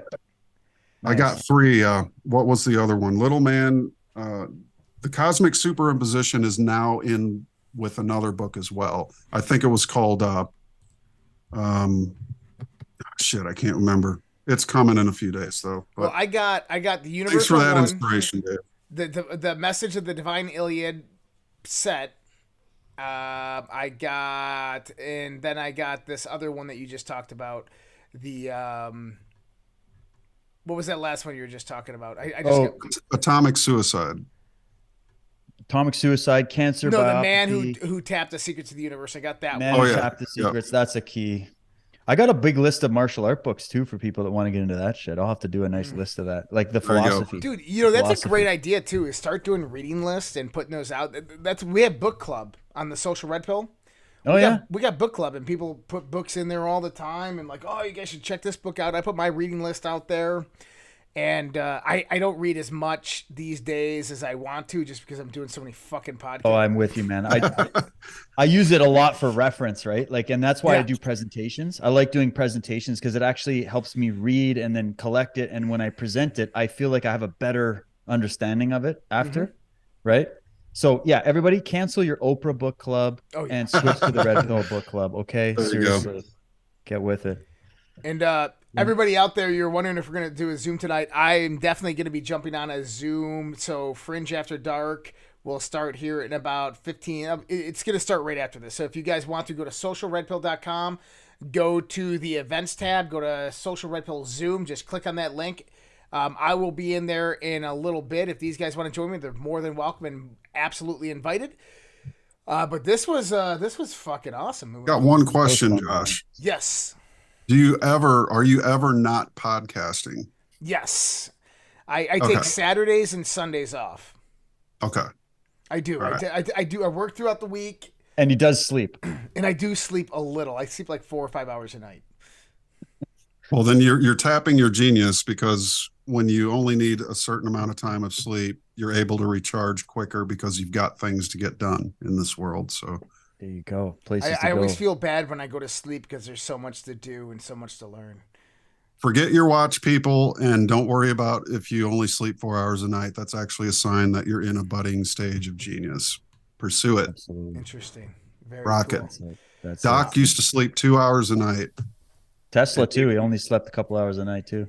These geniuses, they can lay down in that light and they recharge much faster and they can go much longer. They'd hit a power nap here and there. Of course, when you get older, that's just what happens. But, genius doesn't tire.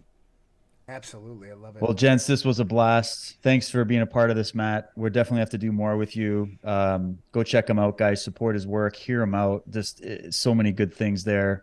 And Josh, thanks for hosting this tonight, bro. This was a blast. Yeah, absolutely, guys. Total fun. Check out mattpresti.com, mattpresti.com. You're going to see that picture with him pointing over there. That's the iconic one that you're going to find everywhere. But check out his website, subscribe, and then go on over to his YouTube and his Rumble. Subscribe over there as well.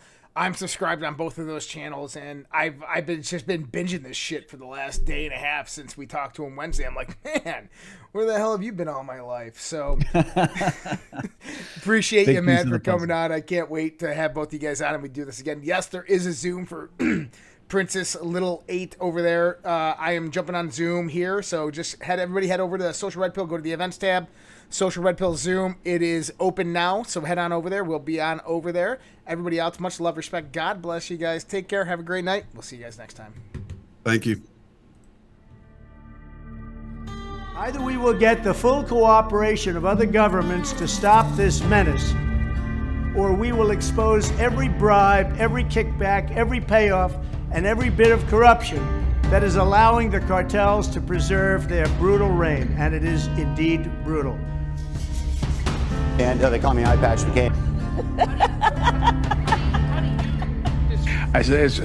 I haven't, look. Frankly, if you look at the media, where the media is a closed media, we don't have an open, free media anymore. They don't want to hear anything. They don't write about it. It's collusive. Nobody's ever seen anything like it. It all happened during this period of time. It happened just before the election. They wouldn't talk about certain subjects that you know better than anybody, Michael. And, that's the beginning of communism.